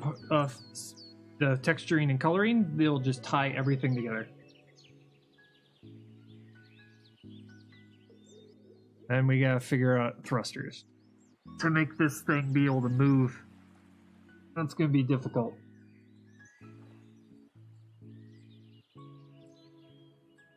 We have to figure out we have to have this thing capable of lifting off. I mean, because there will be points where I want to be able to have this thing show up to a point of interest on a planet that is probably 1.2. That's what I'm probably going to rate it to, is 1.2 times the pull of gravity. So, because I've seen ones that are 1.16. So if I rate this thing to 1.2, that it can lift off of a planet that has a gravity pull of 1.2. That should be fine. Should be fine. Granted, we'd probably want to limit how often we do that as much as possible, but yeah, put the force fields on all of the... I'm gonna have to put force fields on the hangar doors. what I'm probably gonna do is I'm probably gonna do it one force field on the inside, and if possible one on the outside too, so that technically it'll be 5 layers on the hangar doors, because those are the weak points. The doors are the weak points on this ship. They are just giant targets. They're giant bullseyes. Yep, especially down here. Especially this one.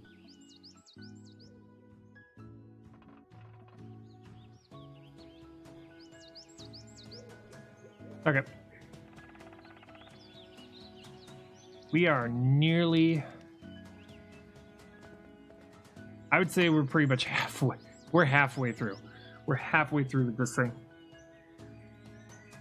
The tech screen is going to be a lot easier. I could do that at light speed. That's gotten pretty easy for me at this point.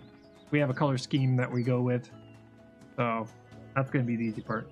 But it looks like a ship now. It looks like a ship. It's landing. It's on its landing gear. Pretty good. Okay. It's about time. Real life has to take priority now. Thank you all for hanging out with me. If you're new here, hit the follow button. If you would like to help out the channel, hit the subscribe button. And tomorrow I'm going to be continuing with this ship. Yeah. We're going to be pushing 2 weeks now on this thing. But anyway, I'll see you later. Stay alive out there. Don't drop your drink. Bye.